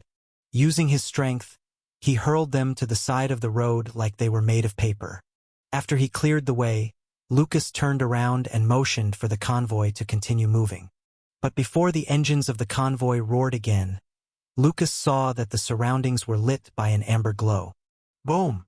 A huge fireball shot at him from above. Chapter 112.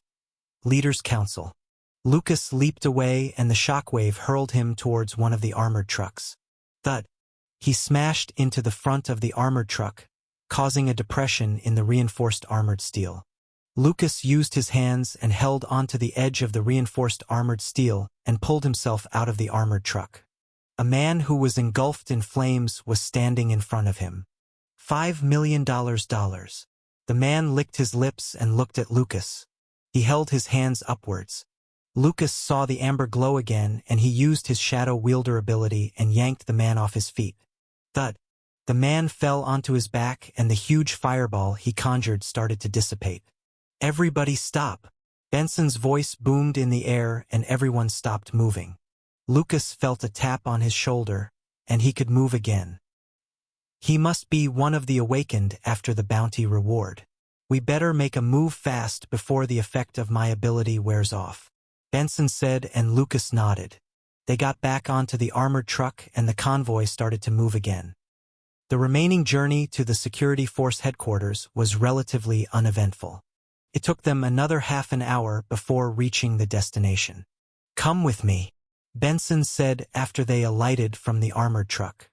They entered the building and followed Benson into an office, with the words "Investigation Room" on the door. Record down everything, Benson said, and the security officer inside the office obliged.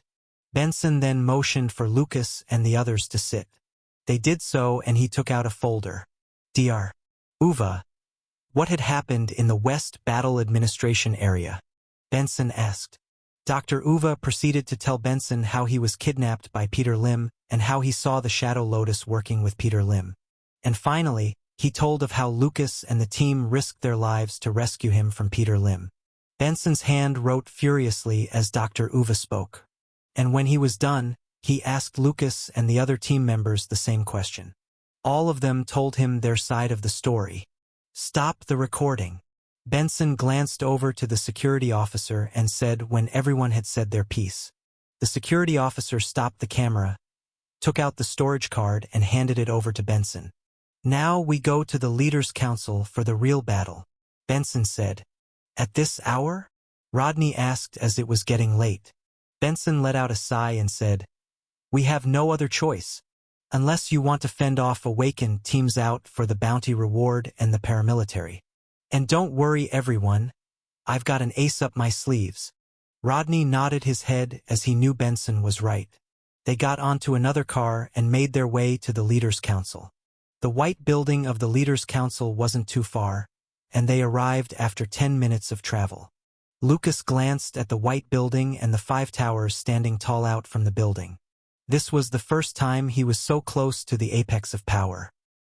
He had come a long way from his dark and tiny bedroom to this, although it was not for the best of reasons. Officer Benson, I'm surprised to see you at this hour. How may I help you? The chairman of the council is already off duty. The guard at the door of the building stopped Benson. I'm here to lodge a case of serious corruption in the West Battle Administration area. Benson handed the guard a document. The guard read the document and he had to double-check with his superior. Benson invoked an arcane rule in the law that had never been used before. The Leaders' Council was to convene immediately when there was a probable case of corruption for officials at the rank of governor and above. It was passed by the leader many years back and forgotten. Benson took some effort digging through volumes of the laws to find it. Moments passed before the superior of the guard finally replied. Let them through. The guard opened the doors to let Benson and the others through. Phone calls were then made to the secretaries and the chairman of the council by Benson. Each of them was furious and they too had to check before accepting that Benson was right. They dressed up while grumbling and begrudgingly left for the Leaders' Council. Benson, this better be good or else. The chairman of the council narrowed his eyes and stared at Benson. Lucas and the others were seated with Benson inside the council hall. The chairman of the council sat in front of them with the 4 secretaries sitting in 2 rows on their sides. Here are the statements from my key witness. Benson stood up and staff came over to take the folder and storage card from the camera. Secretary Lawrence glanced at the folder and storage card closely as they were placed onto the chairman of the council's desk. Who are these people, Benson? You grabbed them from the streets to accuse the governor of corruption? I'll make sure you lose your job after this. Secretary Lawrence pointed at Benson and said, "What do you mean by someone from the streets?" Rex wasn't too happy, and he stood up. Riley pulled him back down onto his seat. "Enough!" The chairman of the council shouted and placed the folder he had in his hand back down onto the desk. His eyes darted over at Secretary Lawrence. Secretary Lawrence shook his head slightly. Secretary Lawrence has a point. You could have ganged up and made up this story about Peter Lim abducting this Dr. Uva. But chairman of the council, that's what happened. I was the one abducted. Never was I a guest at Peter Lim's place. He was lying.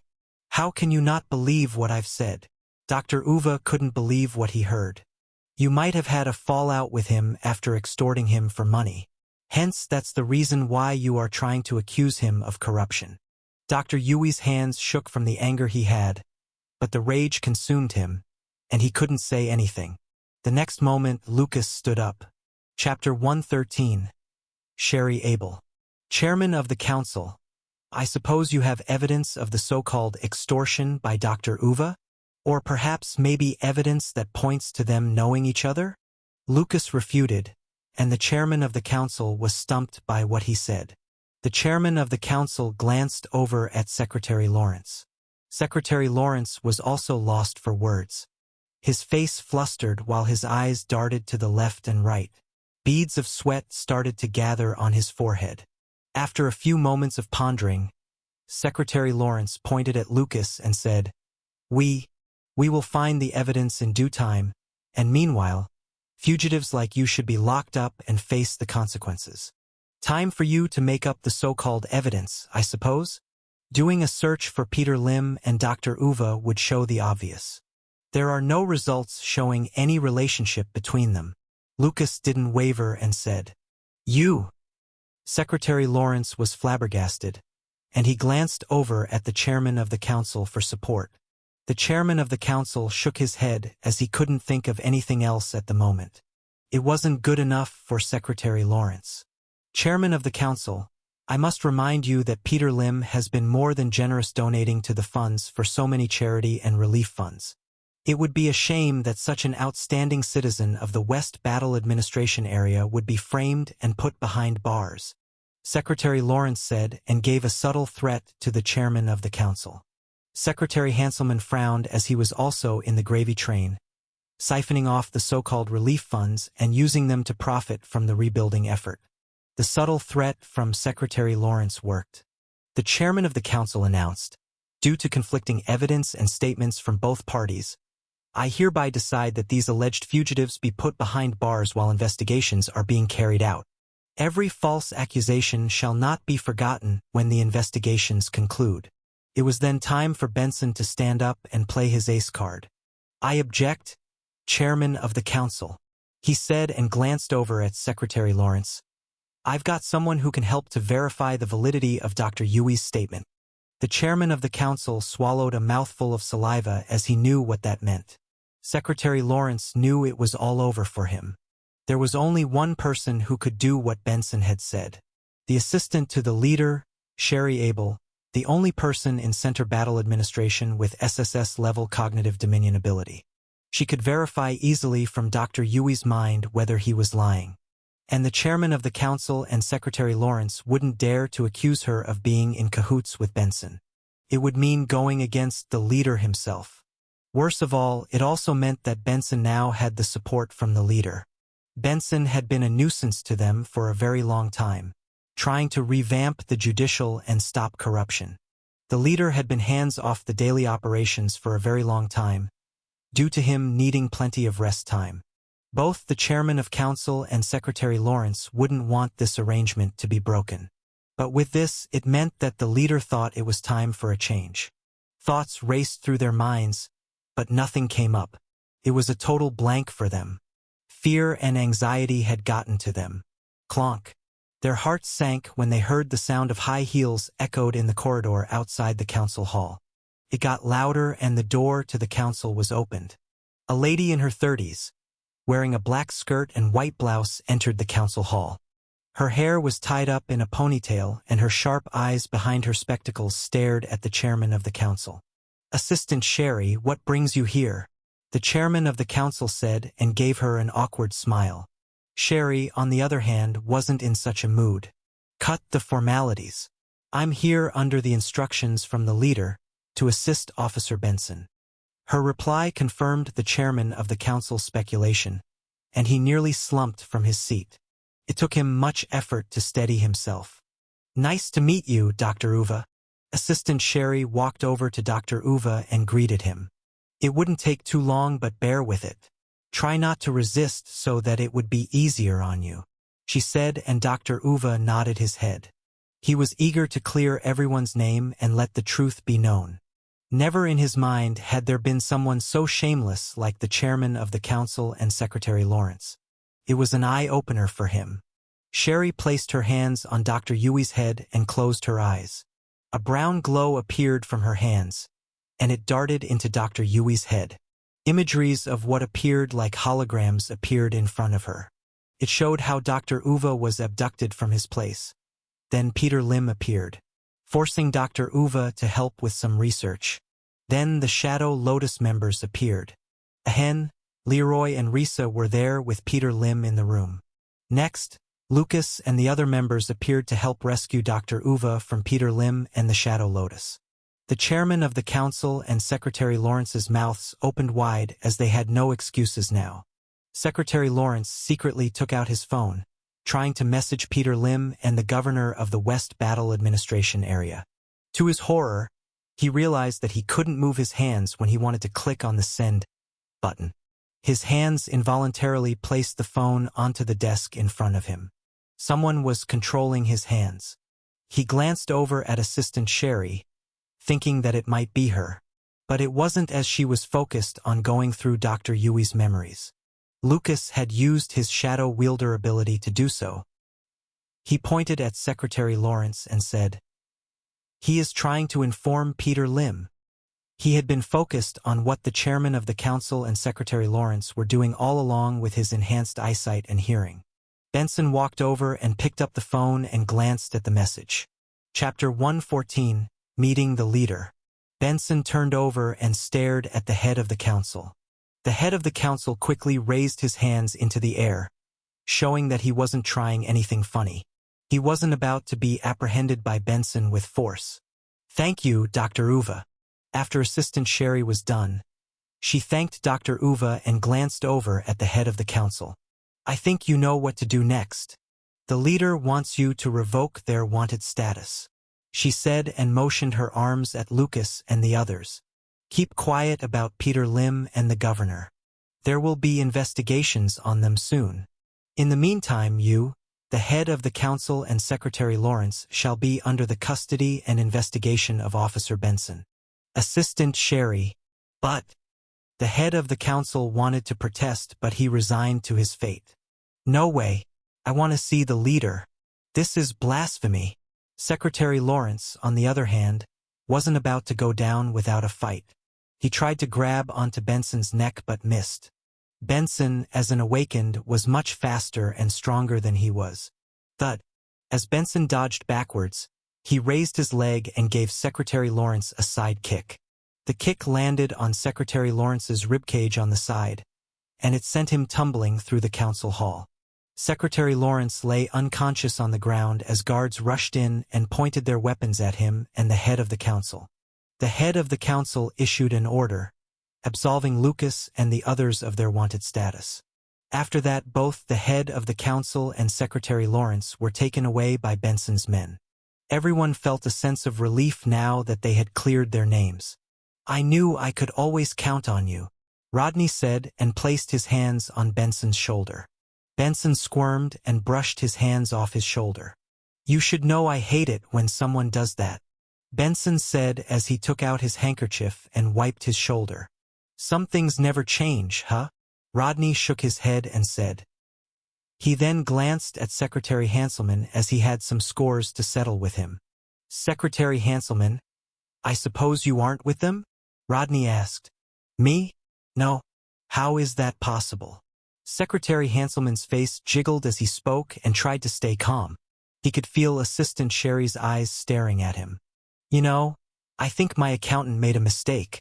I will get back to you on the rebuilding fund immediately when I get back, Secretary Hanselman said and gave a few smiles to Rodney. After witnessing what happened to the head of the council and Secretary Lawrence, he wasn't about to join them. Rodney nodded as he got what he wanted. Assistant Sherry then stood in front of Lucas and the others. The leader would like to invite you to his residence, she said. Lucas glanced over at the other team members. They were just as surprised as he was. It would be our honor. Riley pondered for a moment, nodded and said. Lucas and the other team members had no objections. Rex started trying to tidy himself, tucking in his shirt, brushing his hair. This time Emma didn't taunt him and joined in. Don't worry too much. The leader isn't someone particular about small matters, Assistant Sherry said when she saw what they were doing. Come with me. She led them out of the council hall and cars were already waiting for them outside. Lucas and the others got into the cars, and they set off for the leader's residence. The leader's residence wasn't too far away from the leader's council building. It took them just a few minutes to arrive. Lucas got out of the car and was surprised that the leader's residence was a modest-looking home. It wasn't big and was painted in the familiar shade of gray, present in most of the buildings in the Center Battle Administration area. When they entered the residence, it was cozy and not overly lavish. A young man was seated on a soft red sofa in the living room, with a cup of red wine in his hand. Lucas could feel his senses telling him to prepare to fight when the young man glanced over at him with eyes like an eagle. I've brought them here, Assistant Sherry said, and she proceeded to the kitchen to make some refreshments for them. Have a seat. The leader gestured to the team. Everyone except Benson was astonished that the leader looked so young. I've heard about what you've done. Fighting for the South Battle Administration area, the leader said. It was our duty to do so, Rodney quickly replied. Riley and the others nodded. Lucas was subtly looking at the surroundings, trying to figure out more about the leader. Many items in the residence looked like antiques and were dated. The leader must have been a collector of antiques, he thought. His eyes finally chanced upon a photo framed on the wall. He barely made out who was in the photo, and right in the center he saw the leader's face, giving out a huge smile. Glancing at the other faces in the photo, he couldn't recognize any of them. But he couldn't believe it when he saw a familiar face at the furthest end. Athena. He glanced over at the leader and back to the photo. Either the leader was a descendant of the person in the photo or the leader himself was an antique, living through the years and looking the same. The leader, who was chatting with Rodney and the others, stopped his smile and glanced over at Lucas. Lucas nodded at the leader, pretending nothing had happened. But the leader didn't stop his gaze on him. After he stood up, the leader walked over to Lucas. As for you, I've heard a lot about you, he said and patted Lucas on his back. Suddenly, Lucas' vision went blank, and all he could see was darkness all around him. Everyone was gone and he wasn't in the residence. A beam of light appeared out of nowhere and shone down onto a figure. It was the leader. Step. The leader took a step towards Lucas. Chapter 115. New Missions. The leader took a few steps closer. Lucas didn't know what to expect, but he tried to accumulate his energy for his lightning strikes, just in case. However, he realized that nothing happened. There were no flickers of light, and when he tried to conjure up an ice wall, nothing happened either. Don't worry. I think it's better to speak with you here in my mind. Your mind, Lucas mumbled, and he thought about the ability of Assistant Sherry. He figured the leader's ability might be something similar. Why do you need to speak to me in here? Lucas asked. The leader stopped and said, I sense that your ability is something vastly different. In fact, it's something I've never seen before. I'm not one to like to dig into others' secrets, so I shall not dwell on this further. We all have secrets. Lucas immediately thought about the photo he had seen earlier. This revelation somewhat confirmed what he had thought about the leader. The leader might have been one of the first awakened. Was it also one of the leader's abilities to stay youthful forever? Lucas thought silently. The leader smiled and shook his head, as if he could know what Lucas was thinking in his mind. He continued and said, I need your help to go on a mission with other elite awakened teams to harvest the blood and core of an apex demonic beast. Lucas frowned and asked, We could have discussed this normally? Of course we could. But I need you to be going as an undercover for me. The leader stretched out his hands and said, I need to go into my month-long slumber on and off. And as you had just seen with the chairman and Secretary Lawrence, some things were getting out of hand while I was in my sleep. When you get your hands on the blood and core of the apex demonic beast, bring it back to me. Don't trust any of the other awakened teams. And why would you trust me? Lucas asked. Although the leader didn't say it, Lucas picked up the hint that the leader was wary of his teammates. The leader shook his head and said, Don't be mistaken. I'm only trusting Rodney and Benson for now. And as for you, you are the most powerful among them. I'm just being pragmatic and making sure that I have the highest chances of succeeding. If you were in my position, I'm sure you'd be just as pragmatic as me. Lucas frowned as he wasn't sure of his teammates' decision. Going against an apex demonic beast wasn't a walk in the park. The rewards will be worth the risk. The blood and core shall be used for research on a viable demonic beast genotoxin. It would lead to a long-lasting peace for us humans. And I promise you a personal bonus of $10 million for the success of the mission, while your teammates get $5 million. The leader said, and Lucas's vision turned black. The next moment, he was back in the living room again. The leader was talking with Riley and the rest as if what had happened earlier was a dream.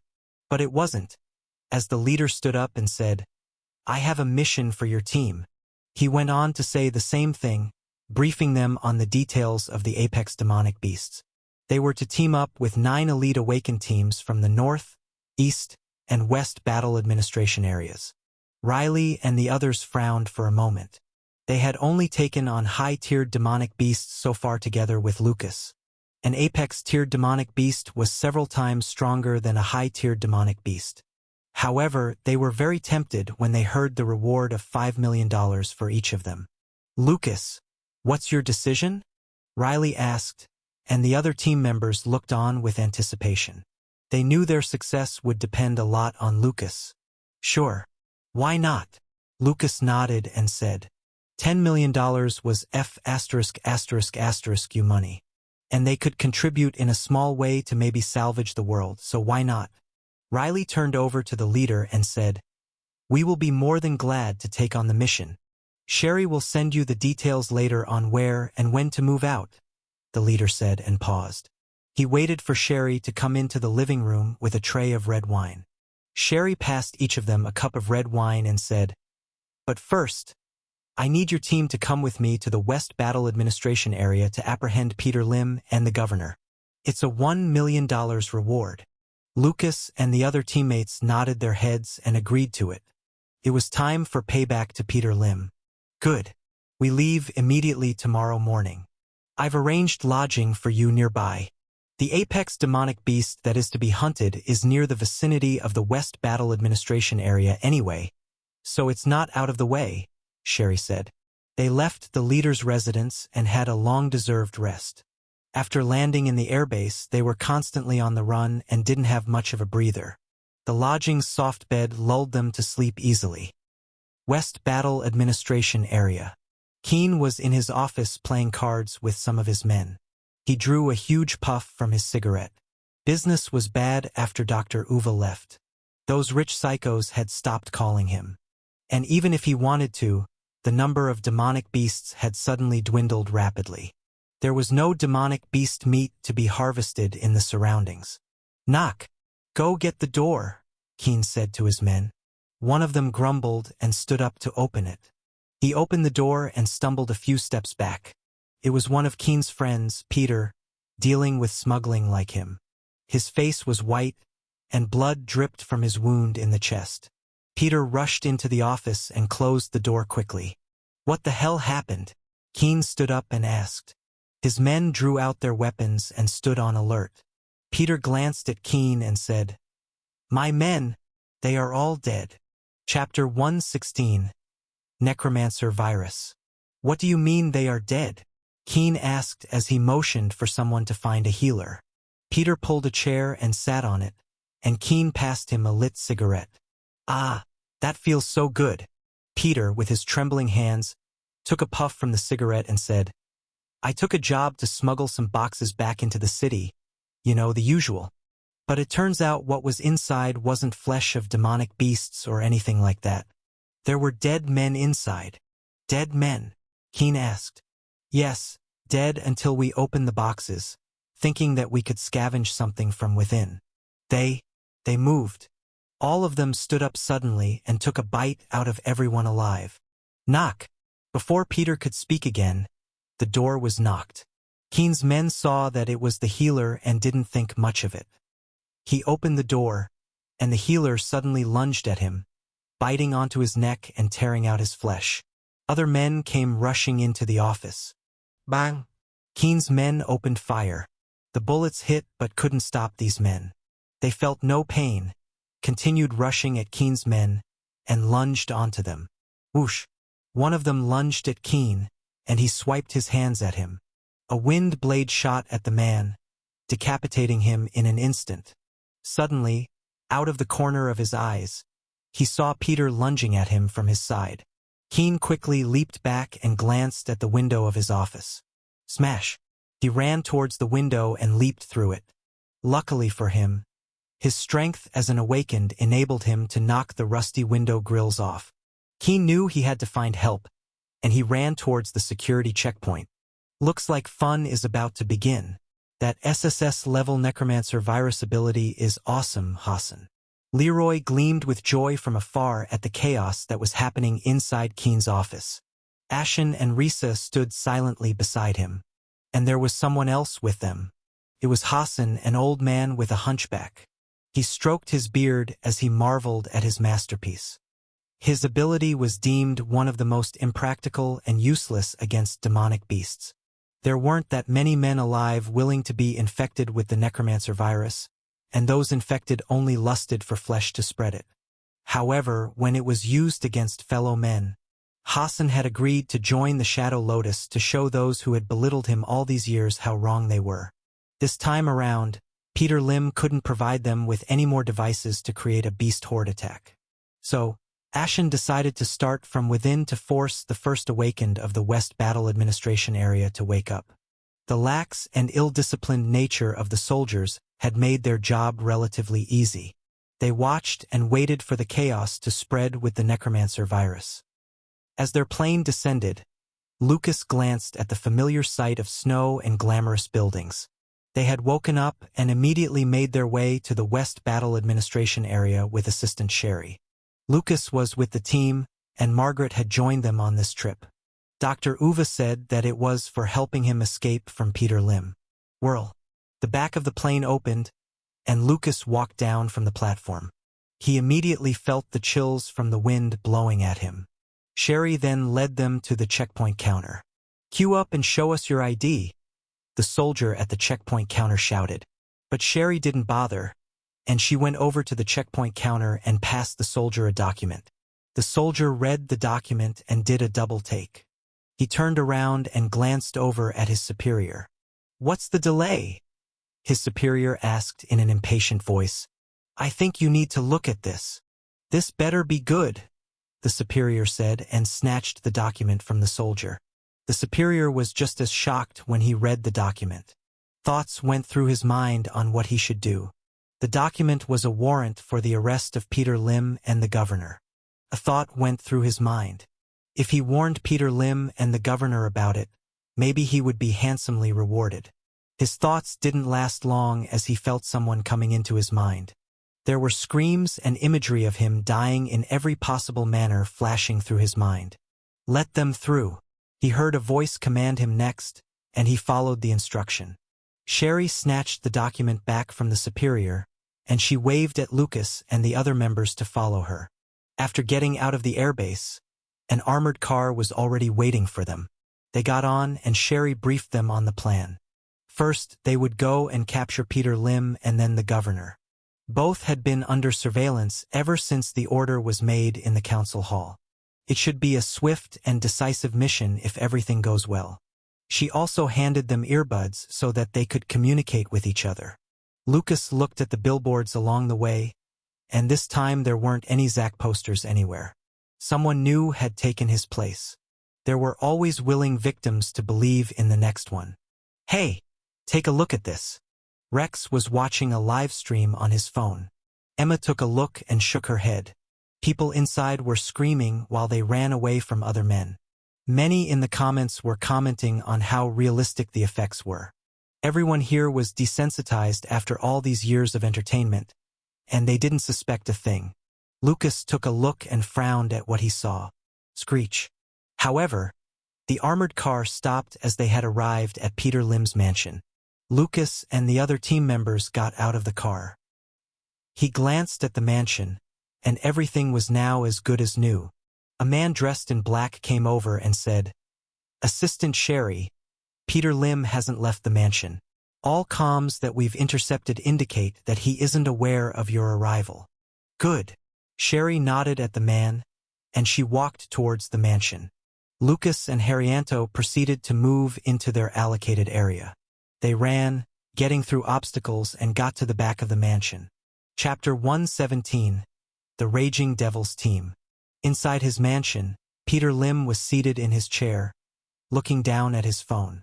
Secretary Lawrence hadn't replied to his message for a day. He frowned and started to think about all the different possibilities. Peter Lim then searched for news on Secretary Lawrence, and there wasn't any. That's odd. Secretary Lawrence had never taken so long to reply to his messages. Something could have happened to him but not been publicized. He opened another chat message thread, and it was the same. The Shadow Lotus had not replied to him after what happened in his mansion. A sense of being abandoned slowly crept into his mind. These bastards! Peter Lim stood up and cursed. They had promised him power and money. He had delivered what they needed, and now they were nowhere to be seen. A voice from outside the door suddenly disrupted his thoughts. "Sir, get ready, we have to leave." It was the voice of his new security detail. After what had happened at his birthday party, he had found an awakened team, the Raging Devils, to take over the useless team he had had earlier. The door opened and a few men and a woman dressed in red armor walked in. "What's happening?" Peter Lim asked. "Someone from the Center Battle Administration area is here with a warrant for you. She says she's the assistant to the leader." The leader of the Raging Devils, Henry, said. Henry looked like a rock star with piercings and tattoos all over him. Beside him was a lady, with her red armor barely able to contain her good figure. Two other men who were bald and muscular like monks stood silently. Rose helped Mr. Peter Lim carry his belongings. Sherlong and Shertu be the vanguard. Our teammate Brian can't hold them much longer. Rose walked over and helped Peter Lim, who was putting important items into his briefcase. Sherlong and Shertu got out of the room on alert. Meanwhile, out in the garden of the mansion, Sherry stood on full alert with Riley and Rex beside her. The garden had suddenly started growing vigorously when they entered the mansion. It was now overgrown like a small forest instead of a garden. Whip! Vines started moving on their own and lashed at Sherry. Riley quickly unleashed a lightning strike at the vines. Wham! The vines coming at Sherry were immediately turned into ash by the lightning strike. Flowers that were now as big as an adult's head started to give off pollen into the air. Seeing this, Riley wanted to unleash his lightning strikes at the flowers, but he suddenly felt a tug at his ankles. "Riley!" Rex shouted and conjured a whip made of spiky rocks in both hands. Boom! Riley gave out a roar and an armor made of lightning engulfed his body, burning off the vines that had wrapped around his ankles. However, it was not over. More vines grew out of the surrounding plants and came at them. With his lightning armor, Riley helped Sherry burn off the vines that came at her. Whip! Rex started whipping at the vines that came at him, ripping them apart. On and off he had to unleash a volley of rock spikes from his body to get rid of the vines. He was fending off the vines well, but after a while, Rex started feeling his breathing was going faster and faster. His vision started to become blurred. Look at you. Think a brute like you could ever get a girlfriend? When he glanced over at Riley and Sherry, Riley turned into a mix of a demonic beast and was laughing at him. Sherry was looking like a lizard smirking at him. The pollen. They make you hallucinate, Rex shouted. Riley's situation wasn't any better as he shook his head and tried to clear it. Someone is controlling these vegetations with their ability. We have to find him and stop him. Sherry was the only one not affected by the pollen. Her ability made her immune to it. Bang! She fired her pistol in different directions, observing the movements of vines as she did so. Over there. Sherry pointed to her right when she saw the vines move towards that direction when she shot there. Whoever was hiding there must have tried to protect himself. A brown glow appeared in her hand, and it darted into Riley's head. Riley's body moved under her control and raised his hands. Flickers of lightning appeared and wham! 2 lightning strikes unleashed in that direction. The plants were ripped apart and burnt as the lightning traveled along. Finally, a man showed himself. He was wearing red armor and had a flower hair clip on his brown hair. Ah, you found me so soon. Brian shrugged his shoulders. The next moment, Riley lunged at him with his lightning armor. Vines came at Riley trying to stop him but couldn't. They were burnt into ash the moment they touched his lightning armor. Riley raised his hands at Brian, and before he could unleash his lightning strikes, huge fruits that were in the surroundings where Brian stood exploded. The mushy and sticky contents from the fruits splattered onto the surroundings. Portions of it that came into contact with Riley's lightning armor were burnt like the vines. However, some of it managed to splatter onto Riley's face, sticking onto his nose and mouth, cutting him off from breathing. Riley quickly held up his hand to his face and used the lightning on his lightning armor to burn through the mush that was on his face. Brian had taken this opportunity and tried to make a run for it. Thud. He didn't get far before a whip made of spiky rock lashed onto his back. The spikes on the whip crashed through his armor and tore out skin and flesh from his back. The impact was also enough to cause Brian to fall onto the ground. Riley came up to Brian and with his hands in front of Brian's head, unleashed a lightning strike at close range. Everyone be on high alert. Peter Lim might be getting away, Sherry said into her earbuds and sat down on the ground. Chapter 118, Sherlong and Sher 2. Controlling the minds of Riley and Rex had exhausted her. She began to worry about the others if one of those in red armor was already so troublesome to defeat. But first she had to get Margaret to heal Riley and Rex from the pollen's influence. At the back of the mansion, Lucas got ready when he heard Sherry in his earbuds. Harrianto, who was now fully covered in mechanical and electronic armor, stood beside him. They were standing 100 feet away, hidden behind the greenery. There they are, Lucas said and pointed at Peter Lim. Peter Lim was emerging from the back of the mansion with 4 other men and a woman. He looked left and right with an anxious look. Lucas then raised his hands and flickers of lightning appeared. Seeing this, Harrianto quietly moved to his side as planned, preparing to strike after Lucas. When he saw Peter Lim and the other 4 people get near, Lucas unleashed his lightning strikes at Peter Lim. A bright flash appeared from where he was standing. Yang! Sherlong and Sher 2, who were in the lead, held up their hands and a translucent shield with a golden glow appeared in front of them. The golden shield blocked the lightning strikes and reflected them upwards into the sky. Lucas leaped into the air and lunged at them. Yang! His punch onto the golden shield made it shake, and the rebounding force hurled him backwards. Lucas slid a few feet on the ground. He placed his hands onto the ground and ice extended towards Sherlong and Sher 2. Henry, seeing what happened, immediately lunged at Lucas trying to stop him. Brrr. He strummed his hands as if he was playing a guitar and sound waves that sounded like an electric guitar came at Lucas. Lucas leaped away and dodged most of the sound waves. However, whatever little got into his ears made him feel that his mind was exploding. He quickly shook his head, trying to get it out of his mind. Henry saw what happened and smirked.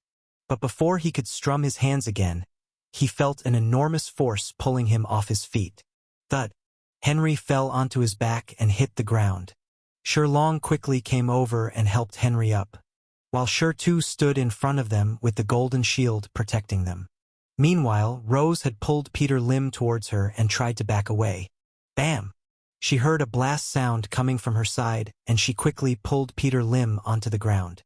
Haryanto had shot a plasma pulse at them. And it wasn't over.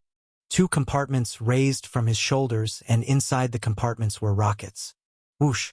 The 2 rockets shot out from the compartments at Rose and Peter Lim. Rose pulled the ground like it was a carpet and held it in front of her. Boom! The 2 rockets hit the ground and blew it into pieces. Rose, being so close, was also hurled into the air. What are you doing?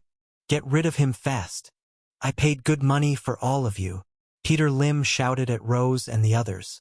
Rose gritted her teeth and wiped the blood off the side of her lips. She stood up and pulled Peter Lim behind her again. Stomp. Rose raised her foot and stomped onto the ground, making it ripple as if it were water. The sudden effect of what Rose did caught Haryanto by surprise, and he had to struggle and try to stay on his feet. Rose took the chance and dived into the ground, like a swimmer. Then she was gone the next moment. Haryanto held up his arms on full alert. Out of the corner of his eyes, he saw Rose's head appear from the ground. He quickly turned to the side and shot a plasma pulse at Rose. Boom! The shot hit the ground, but Rose had already submerged back into the ground. The next moment, Haryanto felt a hand grabbing onto his ankle, pulled his leg into the ground, and he struggled to pull it out of the ground. Rose leaped out of the ground, and she tried to plunge a knife into Haryanto's head from behind. Thud! The armor of Haryanto extended and covered his head fully. It caught the knife, and the knife could only penetrate halfway through. Mechanical snakes suddenly shot out from Haryanto's back at Rose. They caught Rose by surprise and latched onto her neck. Her face reddened as the mechanical snakes started to tighten themselves, strangling her slowly. Henry saw what was happening, and he tried to get to Haryanto to save Rose. If Rose were killed, Peter Lim would be next. But before he could move, he saw an amber glow appear in front of him. Lucas had summoned Sheba out of his summon space. In the meantime, Sherlong and Shertu stood in front of Henry with their golden shields. Lucas then narrowed his eyes and stared at them. He decided to go with brute force and see who had more energy to sustain their abilities. Yang! Lucas lunged at Sherlong and punched at the golden shield with all his might. It made the golden shield rattle, and he raised his hands in front of the golden shield for the next blow. Yang! In quick succession, Lucas unleashed 4 lightning strikes at the golden shield. The golden shield rattled and started to dissipate. Lucas wanted to deal the final blow to Sherlong, but Shertu came at him from the side with his golden shield. Thud! Shertu's golden shield knocked onto Lucas and gave out a loud thud. He thought he could knock Lucas away from Sherlong but realized that he couldn't. Lucas was much stronger than he was. Sherlong took the opportunity and gave out a loud roar. His body then eerily turned into gold. Lucas didn't hesitate and gave out a left hook at Sherlong. Dang! It gave out the same sound as the golden shield when Lucas's punch hit onto Sherlong's shoulder. However, it was not enough. Lucas's punch crunched Sherlong's bones and ripped out a portion of Sherlong's shoulder. Sherlong! Shertu shouted when he saw what happened. He also gave out a loud roar, turning into the form of a golden man. Thud! Shertu gave a frontal kick at Lucas. The kick landed and Lucas took the blow on his ribcage from the side, giving out a loud thud. It didn't cause much damage to him, and the rebounding force hurled Shertu backwards. However, that was what Shertu intended. Sherlong grabbed onto Shertu's hand, and they got some distance away from Lucas. Chapter 119, Long Battle. When Sherlong and Shertu landed some distance away from Lucas, Sherlong grabbed onto Shertu's body from behind and let out a loud cry in pain. Sherlong's golden skin latched onto Shertu. His golden skin and flesh got stuck and submerged into Shertu's. Their bodies were soon merged into one with 2 heads and 2 arms. Sherlong's legs crossed and wrapped around Shertu's waist. Wham! Lucas unleashed a torrent of lightning strikes at them. Yang! A loud sound rang in the air when the lightning strikes hit. A golden glow engulfed the merged body of Shirlong and Shirtu, and the lightning strikes were reflected off. Lucas saw a golden shimmer coming at him next. Shirlong and Shirtu were now twice as fast as before. Whoosh! Two fists came smashing down at his head, and Lucas raised his hands and grabbed onto their wrists. He raised his leg, kicking out to the front at Shirlong and Shirtu's chest. But the other two arms of Shirlong and Shirtu grabbed onto his ankle instead. Shirlong and Shirtu's heads, which were now side by side, gave out a smirk, thinking that it was over for Lucas. They raised their right leg and whipped it at Lucas's body. Thud. What they had expected didn't happen. Lucas's body wasn't kicked into a mangled mass of flesh and bones. Their right leg was instead held by something, and they struggled to break free. It was being held by Lucas's shadow wielder ability. Arg! Let go! Both Shirlong and Shirtu cried out as they felt their wrists being held by Lucas being crushed. They released Lucas's leg and used the other two hands to punch at Lucas's arms. Bam! Lucas used his knee and leaped upwards. His knee hit Shirlong's chin, and Shirlong's head flipped to the back, leaving a trail of blood and fallen teeth from the impact. Shirlong's vision blurred as he started to lose consciousness. Seeing that the punches at Lucas's arms weren't effective, Shirtu used the free arms and grabbed onto Lucas's neck. He clenched his fingers and tried to strangle hard. But to his surprise, Lucas's physique was able to withstand it. This was the first time as an SSS level at master level of mastery he had encountered someone like Lucas. A surge of pain then came into his mind from the hands strangling Lucas's neck. Ice started to engulf the hands and extended along the arms towards the body of Shirlong and Shirtu. Soon, the whole arm and parts of the chest were covered with ice, numbing and hardening the skin and flesh. Lucas pushed away the two arms he was holding and swung down with his arms. Crack! The frozen arms cracked into pieces. Lucas then pulled back his arms and punched directly at the chest of Shirlong and Shirtu. Thud! His fist ripped through the frozen portion of Shirlong and Shirtu's chest. The pain made them twitch their body uncontrollably. Damn you! Shirtu shouted and ripped off one of his hands from the broken wrist. He swiped it across at Lucas's eyes. The blood spurting out from the wound on the wrist sprayed onto Lucas's eyes, and he had to leap away to the back. He quickly wiped the blood off his eyes with his hand and saw Shirlong and Shirtu's body engulfed in the golden glow again. Crack! Shirlong and Shirtu stepped hard onto the ground, causing it to crack, and lunged at Lucas with their golden glow-engulfed body. An ice wall rose from the ground but couldn't stop them. They smashed right through it and continued their trajectory towards Lucas. Wham! Lucas unleashed lightning strikes at them while he leaped away to the side. However, the lightning strikes still couldn't penetrate or break down the golden glow. Shirlong and Shirtu kicked onto the ground again, changed direction, and shot at Lucas. Thud! Lucas was hurled into the air by the golden glow. He tumbled across the ground, leaving a trail of blood behind. The impact had fractured his ribcage and left arm. Lucas's SSS-level physique ability got to work immediately. His bones started growing back on his ribcage and left arm. While he was recovering, Shirlong and Shirtu surprisingly stopped, and Lucas could see that the golden glow dimmed for a moment. It was a good sign for him. Lucas figured he could fight Shirlong and Shirtu with his stamina and energy to see who could last longer. The first one to be exhausted would be the first one to be killed. Wham! Wham! Wham! Lucas unleashed another torrent of lightning strikes at Shirlong and Shirtu. After that, ice spikes came down onto Shirlong and Shirtu from above, leaving them no time for any breathing space. Dang! The golden glow held initially but not for long. It dimmed and shimmered when the last ice spike hit. Shirlong and Shirtu were more than astonished at the energy Lucas had. How could anyone sustain such prolonged usage of their abilities? Especially with the lightning strikes. Those with an SSS-level lightning ability they'd encountered before had to accumulate their energy even for a single lightning strike. And here Lucas was, unleashing them as if it were nothing. They knew they had to take back the initiative before Lucas wore them down with his seemingly never-ending lightning strikes. However, Before Sherlong and Shertu could muster whatever energy they had left, they saw bright flashes blinding their eyes. Lucas had lunged at them and held his hands up at their heads. Blatter. The lightning strikes hit onto their heads, blowing the heads into smithereens. Flesh and white matter splattered all over the ground. Plop. The body with 4 arms knelt and fell onto the ground, giving out a soft thud. A familiar sound erupted in Lucas's mind. Ding! Slaughter points plus 1,600. Current slaughter points 20600/20,000. Host level 5. Level up y/N.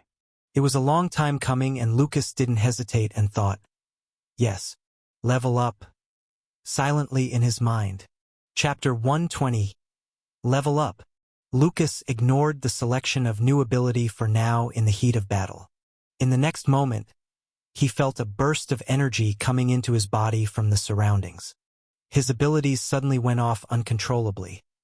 It was as if his body couldn't take the increase of energy into his body and had to exert some of it.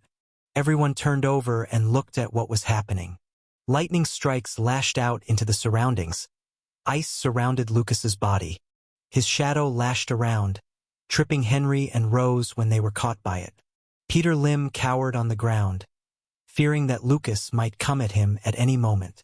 Just as it started suddenly, the uncontrolled unleashing of his abilities also died down suddenly and everything stopped. "Lucas, are you all right?" Haryanto shouted at him. Rose tried to make use of this opportunity to break free from the mechanical snake's stranglehold on her neck. She used her ability on the mechanical snakes, and their hard bodies turned wobbly like liquid. This allowed her to rip the mechanical snakes off her neck. Crack. A loud crack was heard in the distance. Rose turned over in the direction of the sound and saw that the ice that engulfed Lucas's body was shattered into pieces. She then saw Lucas lunging towards her. He pulled back his arm and punched at her head from afar. Boom! His fist broke through the air and a booming sound could be heard. An airwave shot at Rose's head. It was too fast for her to react, and the airwave hit her right cheek. Bladder. Her left cheek was ripped off from the left side of her head. The flesh and bones were gone in an instant. The pain caused her to scream out loud and thrash around with her arms flailing. Boom! Lucas didn't waste time, pulled back his arm and punched at her head again. This time Rose's head exploded from the airwave and splattered the contents of her head onto the ground. The crimson-red blood and white matter slushed around as Rose's headless body stepped onto it and fell. With Rose taken care of, Lucas turned his attention to Henry. Sheba was lunging at Henry as Henry tried to get up. When he saw Sheba coming at him, he strung his hands and unleashed an airwave at it. But it happened again. Sheba just opened its mouth and swallowed the airwave as if it was nothing. Henry decided to try something else, and he thumped onto his chest like a drummer hitting a drum. Dong. This time the sound erupted in the air, and everyone felt their head explode. Everyone excluding Sheba. It jumped excitedly to the beat and continued its way towards Henry. Henry realized that Sheba was immune to his ability, and he glanced over at Peter Lim. He didn't hesitate, and Henry turned around trying to flee. Boom! Lucas gave out 2 punches at Henry. The airwaves from his punches caught Henry's shoulder and chest. Henry fell and tumbled onto the ground. Lucas leaped into the air and aimed his hands at Henry. Wham! The lightning strikes hit Henry's head, turning it into a mangled mess. Henry's body twitched for a moment before it lay motionlessly on the ground. A familiar sound erupted in his mind. Ding! Slaughter points plus 1,600. Current slaughter points 2,200/40,000. Host level 6. The familiar surge of energy back into his body could be felt. Now that all the awakened were taken care of, Lucas turned over to Peter Lim. "Don't come near me. I dare you," Peter Lim said while he tried to crawl away on his 4 limbs on the ground. He was so scared that he couldn't stand up and run away. Wham! Lucas unleashed a small jolt of lightning strike at Peter Lim's legs. It electrocuted his legs and paralyzed him for a short while. "Someone please, come and help me." Peter Lim screamed from the pain as he used his hands to drag his body along the ground. He sure does change his mind fast. Haryanto shook his head and walked over towards Peter Lim. He held his plasma cannon at the back of Peter Lim's head and Peter Lim stopped crawling. I can give you so much money you'll never imagine. You just have to let me go. Peter Lim tried to persuade Haryanto. It didn't work. Haryanto wasn't one to betray the team and the other members of the team were the same as he was. He would like to blast the head off Peter Lim but restrained himself. Sherry's mission was to capture him alive for sentencing and crucial information on the Shadow Lotus. Well done, both of you. Sherry and the others came rushing out from the mansion. And when they saw the scene, they were relieved that Lucas and Haryanto were alive and kicking. Sherry walked over to Peter Lim and handcuffed him. Agents from the Center Battle Administration area, who had met with Lucas and the others earlier, rushed in and took custody of Peter Lim. One down and one more to go, Rex said and was already thinking of the things he could buy with the rewards. Riley, Rex and Sherry had been healed by Margaret. Emma, who was with Margaret, didn't encounter any enemies. Time to move on to the governor, Sherry said and she led them out of the mansion. The $1 million wasn't easy money but they were close to it now, they thought. When they got to the armored car, sirens could be heard all over the place. Pillars of smoke rose in the distance. The scene looked familiar to Lucas and his teammates. He glanced over to them, and they nodded at him. Something bad was happening in the city. Damn! Someone tipped off the governor. Sherry cursed and she quickly got into the armored car. What are you waiting for? Hop on. She shouted at Lucas and the others when she saw them and the worried expression on their faces. Bang! Before someone could tell her what they had suspected, shots were fired nearby. One of the agents who had left earlier came running towards them. Help! He shouted, with his face twisted in horror. And behind him was a horde of men and women.